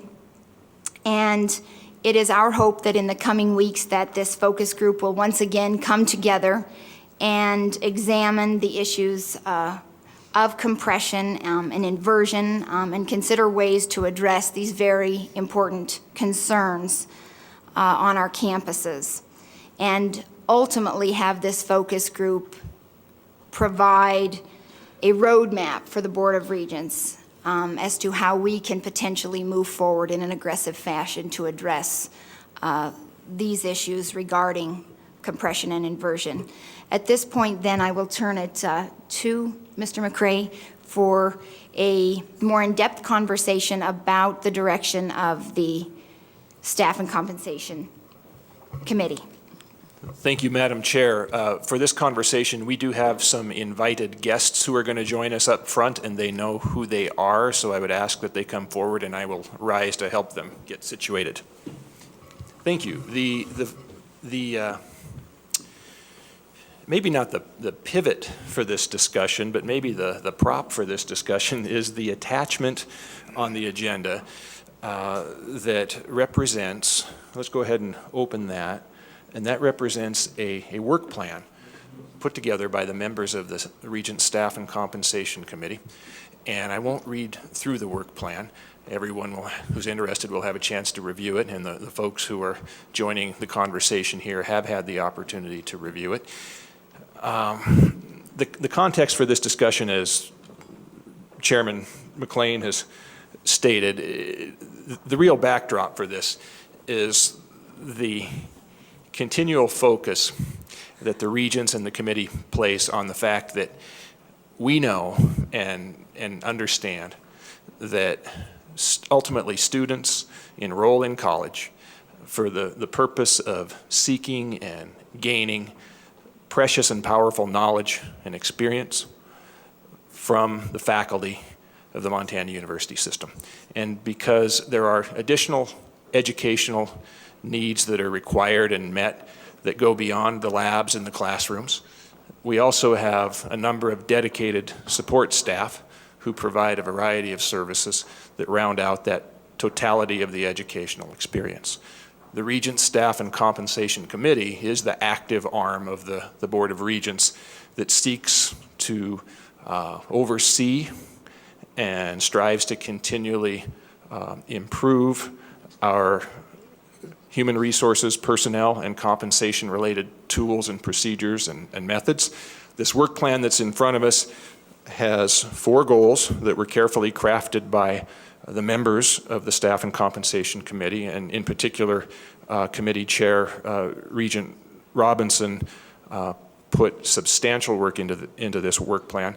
And I will summarize the 4 goals that are the pivot for the discussion. Basically, the first goal, when you have a chance to digest it, you will see that it basically articulates the Regents' priority on advocating for and being accountable for the state investment in higher education, in particular, what the investment does for our ability to support faculty and staff and professionals in serving students and serving the state.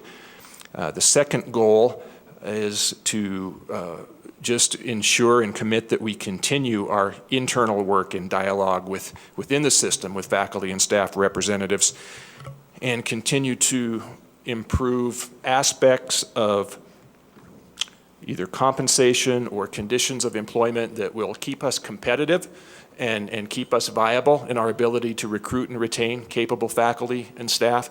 Maybe Regent Robinson termed this aspect in this particular goal that we continue to strive towards finding value enhancements, a term that means really things that we can do to support faculty and staff that don't necessarily hinge on or rely on a particular legislative appropriation, economic or non-economic. The third goal basically reiterates our ongoing and eternal commitment to maintain effective labor relations and good partnerships with the representatives of our 25 faculty and staff unions or collective bargaining units in the system. And then the fourth goal, essentially, to stay vigilant and regularly review and examine and assess all aspects of our compensation package and employment package, and in particular, keep track of the pulse of where certain either emergency or at-risk situations might be arising. Now, what I mean by that is salary inversion and compression, like the chair has mentioned. So there's a delicate balance and a challenge or an art in striving to maintain market competitive salaries and continue to continually make the hires that need to be made, but also at the same time doing our best to not self-inflict severe inversion and compression through our ranks, because we know at some point there's a tipping point where inversion and compression works against that interest of hiring and being market competitive because of the morale impact and so forth. So essentially, that's the pivot point for the discussion. I'm going to ask Marco and Jeff to introduce the folks who join us at the table, and the discussion will be sought after feedback from these representatives on whether you think the Staff and Compensation Committee is hitting the mark, identifying the right priorities in this work plan, but also feel free to share with the Regents any information or perspectives you might have on either state or legislative priorities and agenda for the weeks and months ahead that might raise the prospects for shared efforts and partnerships. Thank you. Thank you, Kevin, and Madam Chair and the Regents. First of all, I just want, from MEMFT's perspective, I'm Marco Farrow. I'm Director of Public Policy and Professional Development, and we want to thank you for this opportunity and the opportunities that you've afforded us in the past to serve on this committee, and most importantly, for bringing this to top priority in your legislative initiatives. I think this is a really important thing. It's an important statement from this board to say that this is an issue and that we will work together to help solve whatever problems may be there. I'm going to let our representatives from our two faculty units, Dave Shively from here at UFA and Sandy Osborne from MSU. Sandy is also the chair of CUF, which is our coalition of union faculty, which represents all of the unions that we represent across the system. So thank you again, and at the end, if they don't make the comments that I would have, I will add in, but I'm sure they will. So I'm going to turn it over to Dave first, I'll turn it over and let the introductions continue. Thank you. My name is Jeff Howe. I'm the field representative for Montana Public Employees Association, and with me today is Christine Vance, the president of the local chapter here of MPEA on the Missoula campus.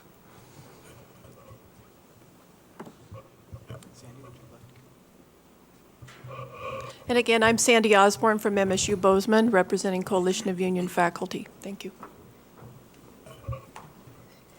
And thank you, Mr. McCrae and Madam Chair. I'm David Shively. I'm the president of the University Faculty Association, and I'm not sure what the protocol here is, but I guess if I may begin, I'll try to be brief. I have a little feedback on the work plan. First of all, I'd like to echo what Marco said and commend the work of the Board of Regents in developing a work plan that addresses staff and compensation issues and for promoting this as a priority one issue. Because I believe from the perspective of both the University Faculty Association here at the University of Montana and my faculty colleagues at other Montana University System institutions, that is a critical issue. You've been on the mark with identifying the need to develop a strategy that will focus on the retention of faculty, and I should point out that all of our faculty are quality faculty, and also for the recruitment of quality faculty to maintain the quality of the institutions in the system. We have had issues on our particular campus, and I have not had the opportunity to talk with colleagues at other institutions, but we've had issues with recruitment. Just last week, our Faculty Senate, and I'm not sure if you had any information about this, reported on a less than scientific study, but a study nonetheless that was conducted by the Faculty Senate, whereby chairs of actually 17 departments across a number of colleges and schools within the university were polled and asked about their recruitment efforts over the last 6 years. And what they reported was that there were some 61 vacancies, resulting in a total of 75 searches. And of those 75 searches, 14, about 1 in 5, were unsuccessful, with primary reason being that the levels of compensation for faculty that might be recruited into the system weren't viewed as being at par with market conditions elsewhere. And personally, within my own department, that's an issue that we face. We had a search last year.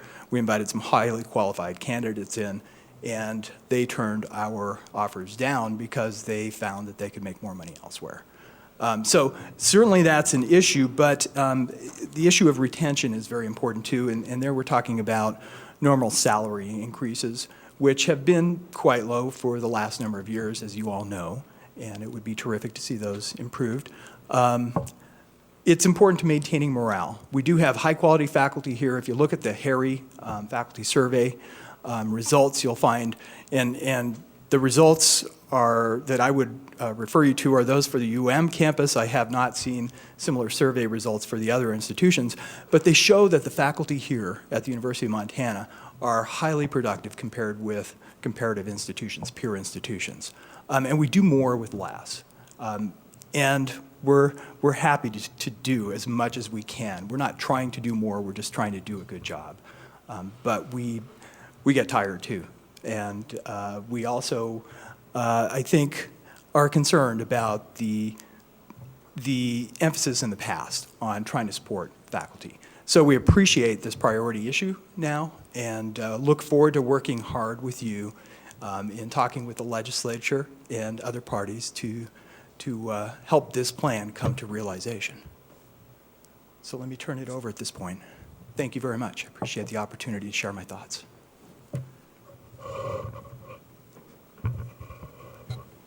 Chair McLean, I echo the comments from my colleague Dave. I would also say in reviewing the plan, it answers a lot of concerns that we've had on our faculty with faculty on our campus. As you know, we're a relatively new union, and so there's been some issues that have come forward, and people are very much hoping that this will help resolve some of the concerns that we have. I think what Dave was saying about that he had the numbers of searches on his campus and that people came, but they weren't able to meet them with the salary. I think he probably shares this also, but the one-upman here might be that we can't even get ours to agree to come to the interview. When they answer the phone and there's general discussion, they won't even agree to come to campus to interview. So that's a further barrier, and I am aware it also happens at other campuses. In terms of retaining our faculty are very concerned about losing our Carnegie designation, our research Carnegie designation, and this is something that continues to be, can we maintain what we've been doing, can we? It seems that when a search occurs, whether that's through a retirement or through someone taking a job at another institution, the time between when the vacancy occurs and the hiring occurs seems to be elongating. It's not within the year, it's not within 2 years, sometimes it's 3 years. Currently now in the mathematical sciences department at MSU, there are 27 tenured spots, if you will. We have 8 vacancies. So do the math, 8 out of 27. That's a lot. And our students, particularly the students in engineering and the sciences, are relying on those mathematical classes to get what they need, including students that have been delayed in graduation because the courses are not being offered, and that's been a real problem with those. It's my understanding 4 of those are going to be in an active search this year, but and again, back to Dave's comment about morale, when you continue to look, we're all doing a little extra, This morning at the breakfast meeting with the Board of Regents, my colleague sitting beside me, Jeff, talked about how we are down to the bone. I think that's a good phrase that I'll repeat with his permission. I think that certainly we are realizing we've all done the extra, and we're all doing the extra and continue to do the extra, but at a point, the quality is either going to suffer or is currently suffering in some departments when there's such a key number of faculty that are missing. The other things, just in terms of searches, is search cost a lot of dollars. Yeah. It costs the dollars for the actual travel and entertaining and all that, but it's the cost of the searches in faculty time that, and you know, we're up to about 44 to 46% of campus at MSU is with adjunct faculty with non-tenure track. Having said that, I do not in any way mean to diminish the contribution that they make to the work, but they are often not necessarily included, although some are. They are not necessarily included in some of the task about going about with the searches and other curriculum duties. So that's a concern as well. So I would say if Major Robinson was here and I could look him in the eye, I'd say, well done. This is very exciting. And the same comments to Kevin. I think this is a great roadmap for us, and we look forward to it. Thank you. Thank you.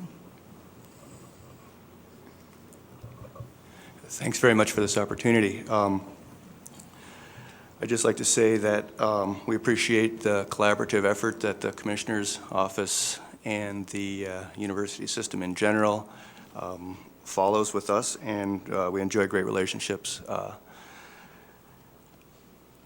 couple of things that I'd like to stress in a legislative sense would be that we would hope that the Regents would look to support legislation that would extend unemployment benefits to academic year employees who are laid off in the summer and the winter, and also to, I know you will, but please pay close attention to the state pay plan as it pertains to the insurance premium funding mechanisms for the university system.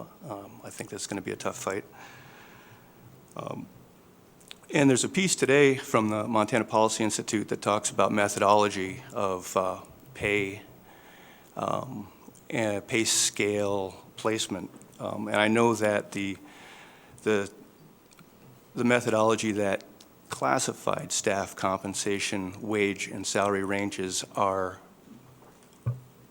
computed within is a little bit cumbersome. So I look forward to a discussion of that as we move forward, and selfishly it will help me explain to membership exactly how that formula works. So I will leave it at that and give it to Chris Vance, MPEA Chapter President. Thanks. I also appreciate the opportunity to speak to you today on behalf of the many devoted, dedicated, and committed staff people that help to make this university work. And I have, as the chapter president and as a 20-year employee at the university, I have heard repeatedly that the greatest concern of the staff is that wage increases just don't keep up to the rising costs of our basic needs, such as shelter and food, transportation, healthcare, and daycare. And since many employees already have a hard time just making ends meet on a monthly basis, we also don't usually have money for savings for extraordinary events like hospitalizations and illnesses and stuff like that. And I know that employees, the staff appreciate all the great benefits that we get, but I hear over and over, but it's just hard to make the house payment, it's hard to make the rent. So I think that's a really important thing to the staff coming up, is just how can we make our wage increases match the cost of food, basically. My second point that I'd like to bring up today is that one of the really great opportunities that we get to take advantage of is the dependent tuition waiver. But presently, employees have to work at the university for 5 years to be able to take advantage of that, and we'd really like to see that wait time changed so that employees would be able to use that great opportunity when they've passed their probation period. So thank you very much for hearing our concerns. Madam Chair, I'm glad that my colleague mentioned the unemployment compensation. MEMT has put that bill in the last I think, 13 years. And we would really appreciate some support on that because it not only affects our K-12 folks, but as you heard, it affects our classified colleagues and in the university system. Just a little background on that bill. These employees used to be able to collect unemployment in those off-term times. And then that was changed at the federal level some years ago that said that they couldn't do that. This is a short version. And then it was changed back, and in the meantime, the legislature has not changed their statute. So the gist of it is a classified person working in a public institution that is contracted out, let's say a bus driver in a K-12 situation that's contracted out by a private industry, they can draw unemployment because it's a private institution. The same work being done by a public employee cannot. So there's a real inequity there. Senator Wanzenried will carry that bill for us once again, and we would appreciate some real solid support from the system on that. As I heard the discussion, there's just a couple things I'd like to add, Madam Chair. I think this is really super. This is great, and we have some things on paper. Now we need to move on with putting some action on this. The legislature is coming, and I think we can do some work there. If you remember back when you put this initiative on the table and made it a priority, I testified in front of you to put some dollars behind this initiative because I think, albeit the pay plan is a basis for what we do, that's important. We must support the pay plan. We must help move it forward. I think we need other dollars infused in this to deal with a more immediate situation, and that is this recruitment and this morale issue of inversion and compression. So I think you should, I would encourage you as a board and us as a task force, if we're involved in that, to think about how, outside of what we would do with the pay plan, think about how we might address this problem on our own. I mean, I see this as kind of an immediate problem and then an issue of moving forward. I think once we get everybody, if we can get everybody to where we feel that they're at the market level that we've determined is appropriate, then we can move forward to try to keep that. If you remember my little chart, those two lines, I think we're going to have to make an investment to converge those two lines. And then as we move forward together to maintain the progress that we've made. So any help that we can have, and we're just, I mean, this partnership, you have to know, is unprecedented around the country. I don't think you'd see this kind of a partnership. The folks that you're seeing here in close consultation with the CEOs of campuses and the Board of Regents in the state, I don't think you'd see that anywhere else. And this is really something special. We should really take advantage of it, and we should act in the best interest of everybody, especially our students. It concerns me, Ms. Osborne's comments about the lines being open. You've had lots of discussions here about time to degree, and you're talking about 3 years to time to degree. If you have that many lines open in a crucial department like that, that's a real issue for time to degree. I mean, the students cannot get the classes. So if you're talking about 3 years, they can't even get them in 4 because of these kinds of openings. So this discussion is beneficial not only for our members, my members, in their livelihood, but also for the students that we serve. I think it's just critical. And thank you very, very much for including us. Thank you, and your concluding remarks, Mr. Farrow, I assure you do not fall on deaf ears. I think one of the things that I opened up with before I turn it over to Mr. McCray was the fact that the faculty and staff initiative is already one of our initiatives, and I think it seems to make clear sense to me and to members of the board that we have that in front of us. And so our work as a committee to move forward in this regard, to aggressively converse and develop a meaningful plan with our campus leaders at the table as to how we can, as a system, move in a collaborative fashion to effectively address the issues of compression and inversion as they appear on each of our campuses across the system. And so we will move forward with that, with getting that meeting set, bringing the necessary folks to the table, and it is my hope that the committee will be able to articulate a clear roadmap for the regents and for your approval in the short term, the very short term. My hope is before the legislative session concludes. So with that, are there questions or comments from members of the board? Regent Teal. Thank you, Madam Chair. You know, the reason why for me this remains a top priority is because of the personal experiences I've had where recruitment or retention issues have had an effect on the quality of education for friends of mine or for me personally. You know, I've had a friend whose advisor in economics was recruited away from our campus, and that immediately had an effect on his quality of education. And I think that it's important for us. I know that we've had some articulation of how faculty recruitment and retention affects the quality, but for me that's the linchpin argument. That's the reason why this is a system priority. It's because we need to have the best and brightest faculty and be able to keep them in order to, you know, fulfill our basic educational mission. And to the degree that we're falling behind in that area, we're no longer able to provide the quality that we can. Now, I want to thank you, especially Marco, and all of you for your comments.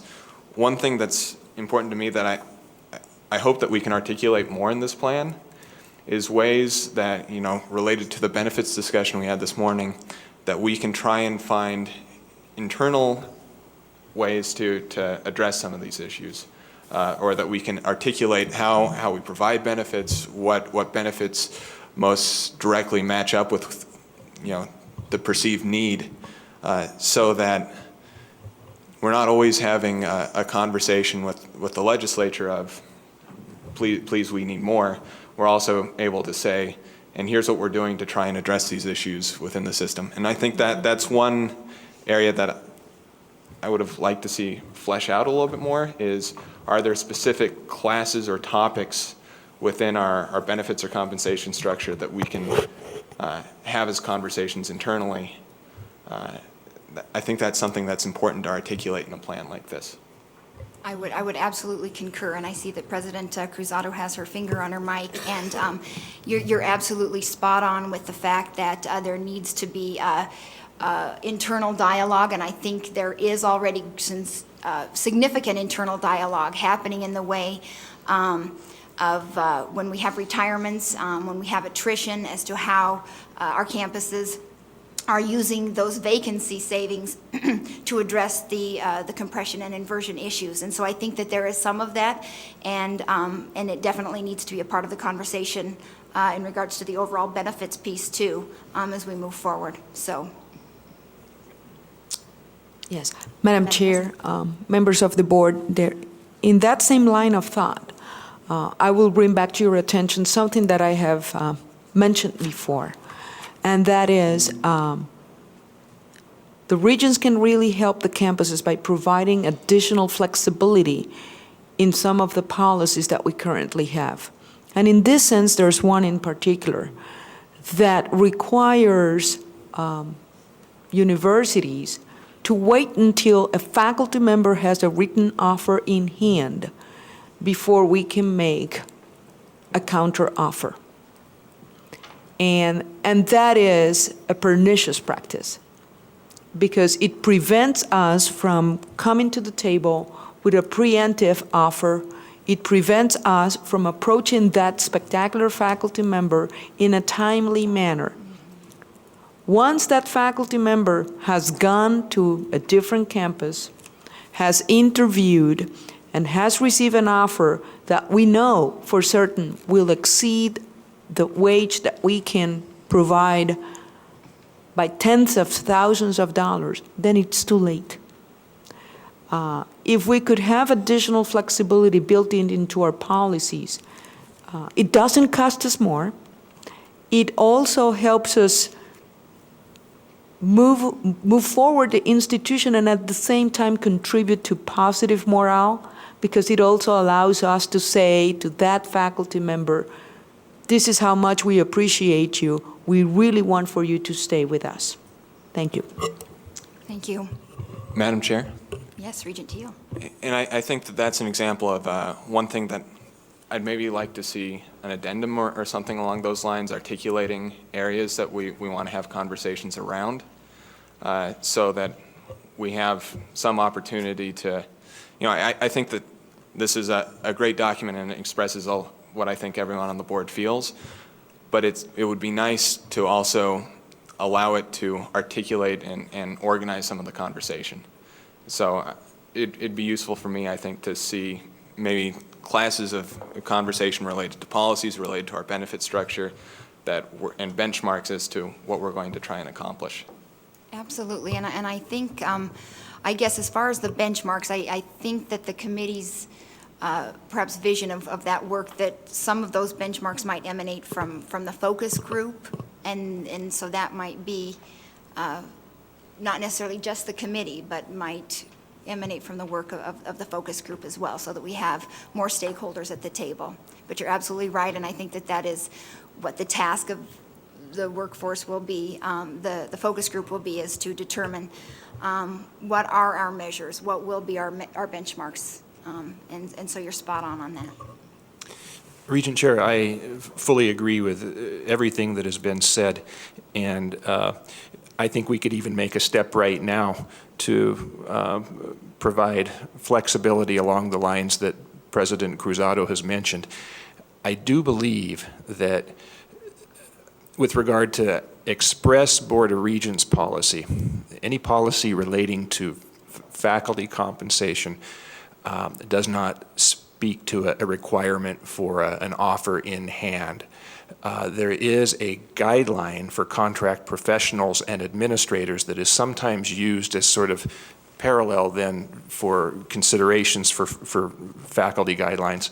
And those guidelines say that a retention adjustment can be implemented if, for market purposes, if a faculty member or if a contract professional or administrator or an employee has another offer, if that's what's necessary to keep the person, or if there is other evidence of that employee's marketability.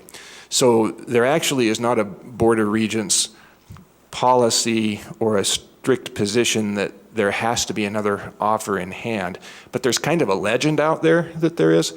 I once bumped into a department head at MSU, and it was in a sidebar in some bargaining discussions, and we were talking about the issue of some retention adjustments, and she made some reference to there having to be a letter in hand or another offer.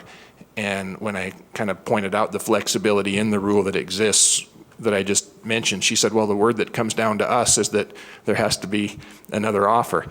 And in a way, I can kind of see why, whether that came from Dean's Council or a former provost, in a way I can kind of see why at some point you do come up with an unwritten rule, whatever that rule is, because if it's not a rule that says the person has to have another offer, then does it become a rule that says, well, they've got a paid-for plane ticket for an interview?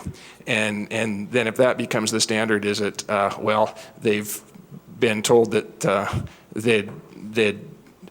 they're wanted to apply, that the competing employer would love them to apply. So at some point, I think that's definitely true. There needs to be better flexibility than requiring an offer in hand before a retention adjustment can be made, and there already is that flexibility. But there also has to be something better than, well, if a person just threatens to read the classified ads, we're going to give them a retention adjustment.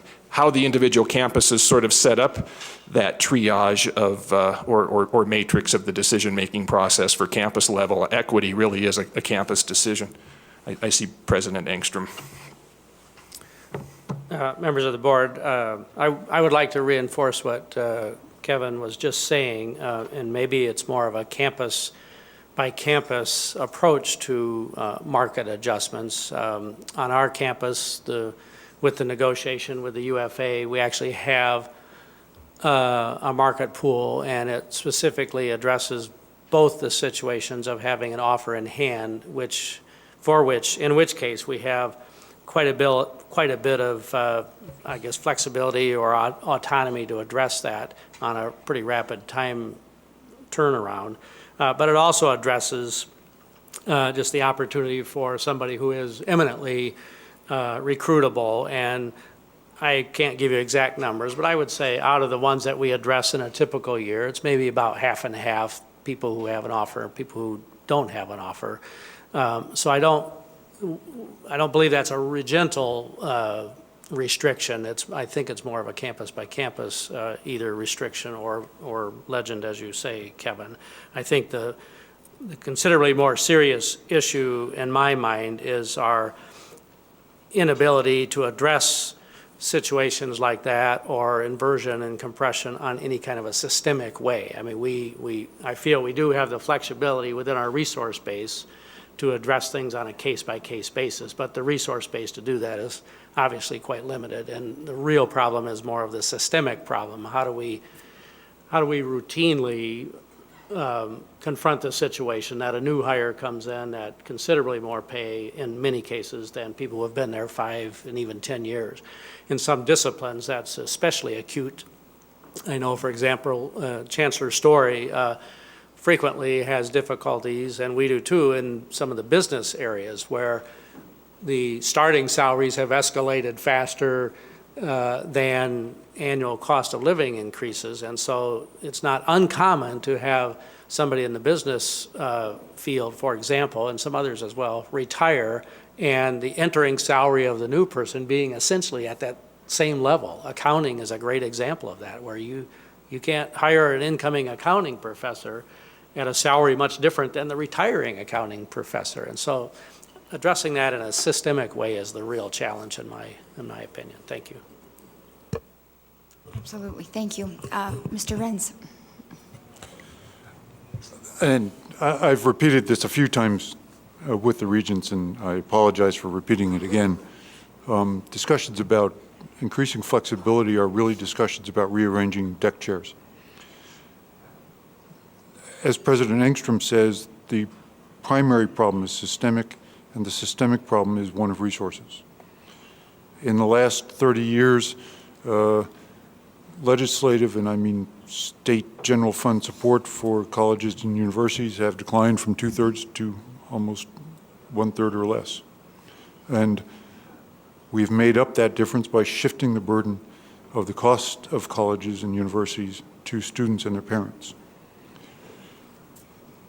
Our snapshot, and I speak of the University of Montana's Faculty Senate snapshot of faculty vacancies and recruitment efforts over the past 5 to 6 years, show that 1 out of 5 of our search efforts have failed. That's a 20% failure rate. The overwhelming reason stated for the failure is lack of compensation, first, and second, lack of upfront research funding. Those are both resource issues. If our students, and we suspect our students' graduations are being delayed, and we need to know whether this is true or not, because they don't have the opportunity to take the courses that they need to graduate, Chairman McLean, then the transfer of the financial burden onto our students and their parents becomes even greater.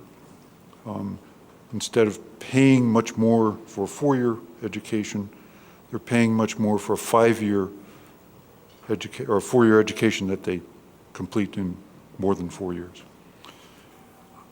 We need to communicate this to the legislature.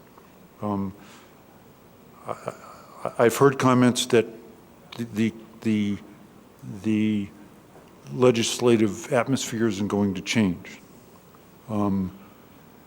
But I've been living in the state of Montana long enough to know that that isn't necessarily true.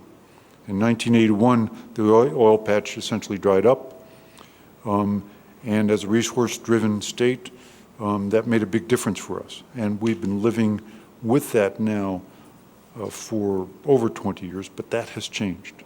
With the Bakken booming, as a resource-based state, we are now in a position to take advantage of resource-based revenue. So I think it's incumbent upon all of us to communicate the dire needs of the university system to the legislature and then let them make the right decision. Thank you. Mr. Farrell? Madam Chair, I two things. Number one, I agree with what was just said. I think it's really important that we have some data. I think anecdotally we could say, yeah, this makes sense that graduations are delayed. I think we need data on two things, and we've started, it sounds like, with this data on the failed searches. As a lobbyist for the legislature, I think, you know, those kinds of pieces really do stick when you start talking about real dollars. And the other thing that I think will stick is that cost of real dollars to parents, taxpayers, and students on delayed graduation. So if we could get some information on that, that'd be great. The other thing, Madam Chair and members of the Regents, I want you to, that I don't think, that it's implicit, I think, in the document, but it's not really there glaring, is the idea of retirement, the retirement fund, and how far behind, in fact, last in the nation our faculty is in terms of contribution to retirement. And as you know, this union, MEMFT, has consistently put in a bill to increase the contribution to the ORP. We were successful once in the 2007 legislature. We will be back again. We will be back again because this is important. This, I suspect, is another reason why some of these searches are failed, because it is part of the total compensation. And when they look at other states and the compensation towards retirement that is made by the state is a lot more. So I would appreciate robust support from your lobbyists, you and the regents on our bill. It will be in again, and it'll be important. Will it pass? I don't know, but we will fight like crazy to make sure it does. Thank you. Thank you. Further questions or comments from members of the board? Madam Chair. Yes, Regent Williams. I want to thank the panel, particularly for being so gentle. You represent faculty and staff that are the worst paid faculty and staff in America in most instances. And so the reserved nature of your comments today are probably not lost on any of the regents. I don't suppose I'd have had you presented in any other way, but I do want to add my own voice, I suppose, to that testimony. Montana's higher education system, we like to think, is in good shape. And in some criteria, and looking at some of the criteria for good education system, we are. But we have also passed a dangerous threshold, and we are now in dire shape because of the low compensation for our staff and our faculty, because of the perilous situation we find ourselves in with regard to recruiting the best and brightest from within and without Montana for new faculty and staff. I strongly urge this board to do what it has started to do by placing increased compensation for faculty and staff as our #1 priority. I urge us to impress upon the state legislature that we are serious about the dangerous situation that post-secondary education now finds itself in Montana. I believe this board has to be insistent with the governor and this legislature with regard to improving, significantly improving in one term, one legislative term, that situation. And this state can do it because we have the highest general fund balance surplus in our history. There is not in Montana history a better time to correct this wrong then within the next 90 to 120 days. So the time is here. Situation, again, I believe is perilous. I believe we're going to start seeing a diminishing quality of Montana's schools of higher education. That includes our universities and our colleges. In our colleges, many senior faculty earn considerably less than their counterpart faculty in grades and high schools in Montana. It simply must be rectified. Jeff is precisely correct that when the legislature refuses to do its part, as it has time and time again in recent history, the burden then falls to the parents and the students. That's a tax. So I know we don't call it a tax because the legislature doesn't like raising taxes. So it raises them through fees and tuition. We call them by those taxes by other sweeter names. It's a tax. And our students and their parents are paying through the nose for what the legislature will not do, even though it's its responsibility. Madam Chair, having completed that, I would like to make a placeholder in this work plan. I may have overlooked it, but the language that our committee, and I've talked with the chair about this, he agreed as of last week to include the language. You will remember, Madam Chair, that during our last committee meeting on compensation, we thought that we should begin to look at such things as in-service training for faculty and staff and other ways to not only encourage retention of faculty and staff, but to prepare them professionally to move to higher positions if it was possible. And I don't think that language made it into this work plan, so I just want to do a marker here that if we look through and don't see it, that we could have the opportunity to add language that does that. Thank you, Madam Chair. Thank you, Regent Williams. Regent Tuss? Thank you, Madam Chair. I have a question. This is a great conversation, and I want to thank the panelists for this dialogue. I have a question for Mr. Farrow. Marco, could you talk a little bit about the dialogue that I'm assuming you're going to be having, faculty members throughout the system will be having between now and January? Because we have a window here. I mean, we all know that once January hits and the craziness of the session begins, that's going to be difficult to have some of these conversations. But we know what the playing field looks like. We know who's going to be sitting in the House and Senate right now. Do you have a plan to dialogue with legislators that were just elected about these very important issues? Madam Chair, Regent Tuss, we do. And I mentioned some of them. In terms of the bills, we have the RRP, of course, and the unemployment bill in the queue ready to go. We have, of course, had talks with the previous governor, and we don't, like I said, the budget is coming out today, and the governor, certainly, we have articulated as MEMFT representing our members the importance of the very things we're talking about here today. My hope is that something is reflected in that budget, and we will find out.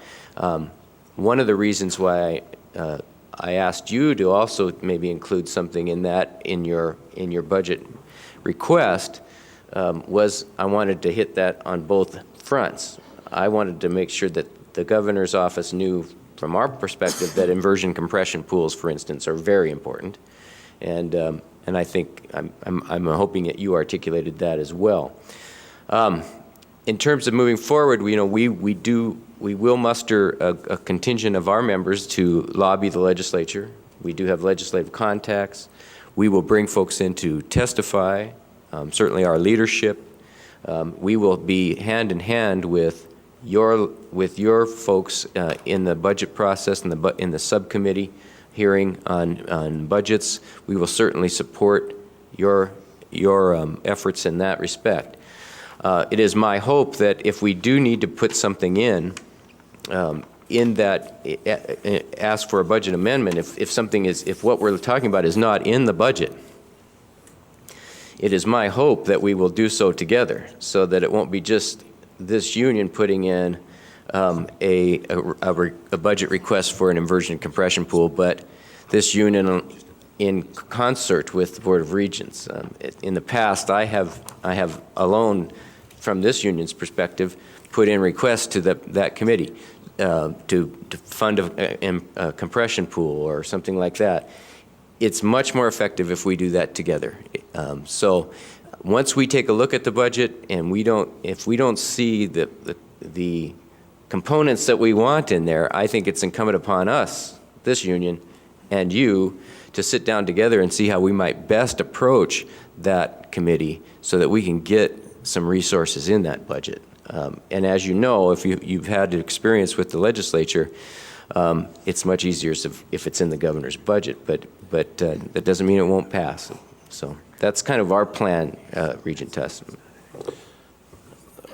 I'm hopeful that we can do that in concert with you as well. I'm talking about conversations between now and the legislature. I think we've got a shrinking window as every day goes by here. And I was just wondering if there's a plan beyond just lobbying the legislators during the legislature between now and when they actually take their oath of office.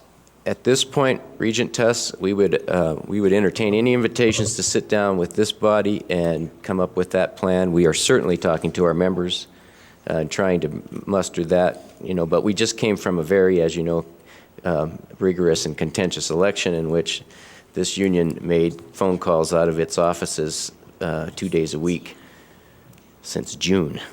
So we're trying to now get that together. So any invitation that you might extend, we certainly would extend the invitation to you to get together and talk about a plan, would be welcome. Thank you. Thank you. Further questions or comments? Mr. Shively. Madam Chair, to underscore the eloquence of Regent Williams' remarks, I'd be remiss if I didn't report that many of my conversations with staff regarding staff compensation really are on the level of whether or not they would deselect preventive health care because of the inability to pay for the out-of-pocket expenses. Also, the extent to which folks need a second job to make ends meet, and the discussions involving should I take a job because my child care costs this much, then my commute is going to cost this much, and when we get to the point of actually comparing the compensation that they'll bring home relative to the costs associated with not being present, it becomes a wash sometimes. So I just, at the risk of bringing this to a mundane level, I just thought that would be important to report. Thank you. Very important. Thank you, Mr. Shively. Chancellor Blackketter. Thank you, Madam. Thank you, Madam Chair. I just wanted to come back, and I apologize for maybe not Marco. Thank you for commenting on the retirement. When you look at the affiliate campuses, we're generally, you could pick a number, you probably know 60 to 70% less than the flagship campuses. So these problems are compounded there. In particular, the issue of retirement and that contribution to retirement, it's difficult. When I go run the numbers and watch my 401k and then think about faculty members who are $60,000 or $50,000 a year over their lifetime, it's really difficult to imagine as a boomer, right? I got voted in the 68 till I get full Social Security, right? So, and you move all those things into the future, it looks difficult. And it's interesting because my father has been on the Montana retirement system for 23 years. And he contributes to that $1 billion deficit, I suppose. But it was a really different situation, say 25 years ago. And it's compounded at those affiliate campuses who are making, as I said, 60 to 70%. So Marco, I was just maybe efforts on that retirement to look at those lower salary levels first would be my recommendation, because in terms of retirement, that's where some of the major issues are going to happen, I believe. Thank you. Thank you. Further questions or comments? Let me thank each of you for the very productive conversation. I have several pages of notes on everything from the tuition waivers to the retirement piece and the components and the lower salary levels, to everything that was articulated by regents and by the campus leaders at the table here today. And these will be discussed and shared amongst the members of the committee along with Mr. McCray. And I am hopeful that you heard from members of this board that we will work aggressively to ensure that we are in a better place a year from now, maybe even 6 months from now, than we are now in regards to our faculty and staff. We value the great work that you do on behalf of the students that we all serve. And so we look forward to partnering with you as the legislative session comes upon us and during the legislative session. And as issues arise, we do hope that you will communicate any issues or concerns to us, because we need to hear from you as they may arise or as they may surface. So we thank you for the presentation today, and we look forward to working with you to address the issues before us. Thank you. At this point now, we will turn to any public comment in regards to the Staff and Compensation Committee items.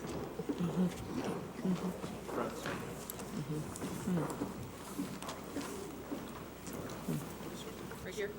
Okay. Please say your name. My name is Laura Alvarez. I'm on the faculty here at the U of M, and thank you, Madam Chair and the Board of Regents, for a moment to speak.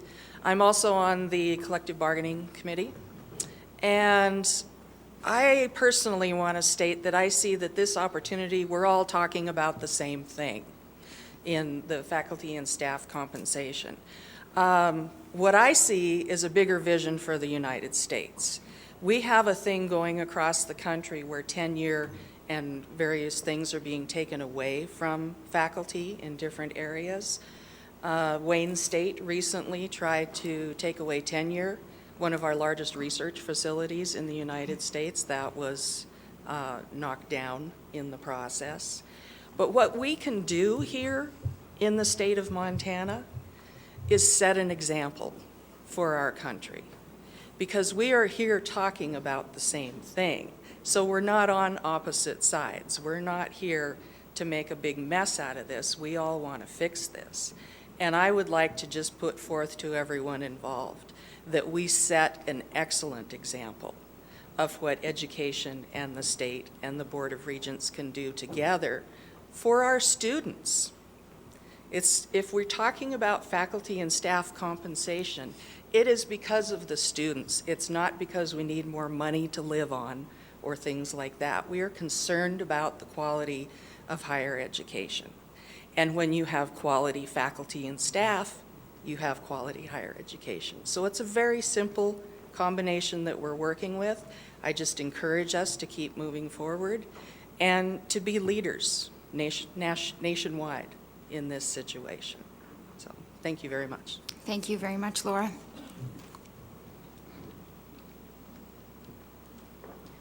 Good morning. I'm Shayna Wold, and I'm the Vice Chair for Staff Senate at MSU Bozeman. In March, we conducted a survey to gain an understanding of the need for MSU classified employees to supplement their salaries in order to meet basic needs. And today I'd like to share with you one of the stories. The survey was anonymous. I just wanted to let you know. It is hard to be satisfied with a job when you are constantly worried about making enough money to cover your living expenses. I live very modestly. I do not spend money on smoking, drinking, gambling, or drugs, and I still can't live on my wages. I have found it difficult to find a second job. This is a very difficult place to work. There are unpaid layoffs, you have to pay for parking, and the wages are low. It is too bad because in many ways I really like my job. The education and insurance benefits are great. I've watched a lot of people come and go, and I've heard many of them express the same frustrations that I have. My savings has been depleted, and I feel pessimistic about my future. I hope you can change things for better. Everyone will win. Employees will be happier, and school will have less turnover and a more positive environment. So in closing, I would like to say thank you for the work that you've done with the work plan, and just wanted to comment that Staff Senate supports the comments made by MPEA and all the other reps here today. And I wanted to thank Regent Williams for suggesting to add in the component on training. We feel that that's very important as well. And we look forward to more discussion and would be happy to help wherever is possible. Thank you. Thank you. We appreciate your comments, your story, and we've heard far too many of them. We need to fix the problem. Good morning. My name is Darlene Sampson, and I am Staff Senate President at the University of Montana this year. What I'd like to just mention and support for staff across this campus is that we too did just complete a survey, and that we have some excellent results, and that we're trying to extrapolate that information that we can present to you. Our intent was to present it to you at the January Regents meeting. But I do want to just make a couple comments on what we found thus far that reiterates the same information that you've been discussing this morning. But I do want to let you know that we had 451 respondents to our survey. 34% of those staff have a part-time job to make ends meet. 34%. Out of those respondents, 14% are eligible for federal, state, and local financial assistance. And those are huge numbers, and those are 451 of over 1,200 respondents. Those are staff. I also would like you to keep in mind that there's a huge salary difference between faculty and staff. So when you're talking about faculty, you know, probably many of those faculty don't hold another part-time job, nor are they eligible for some assistance. So please keep those items in mind. And we'll have more information. I do want to reiterate, I do want to say to Regent Williams, we so appreciate your support. And we have information from staff on the type of in-service training that they would like. And we also have percentages on the numbers of staff who feel that there is no upward mobility opportunities here. I was surprised to find in our survey that many of our staff are not taking advantage of the educational opportunities that they have here. About 50% of our staff have college degrees. About 63 of the 451 staff have master's degrees, but there are also a lot of other staff who are not taking advantage of those opportunities for several reasons. Probably one, financial, and two, because they are working other part-time jobs to make ends meet. And of course, family always comes into that picture as well. So we do appreciate your efforts. We know that this is top on your priority, and want to thank you for bringing this to the table today. Thank you. Thank you very much. Further public comment? Further public comment? Okay, seeing no further public comment, then we will recess until 11:20.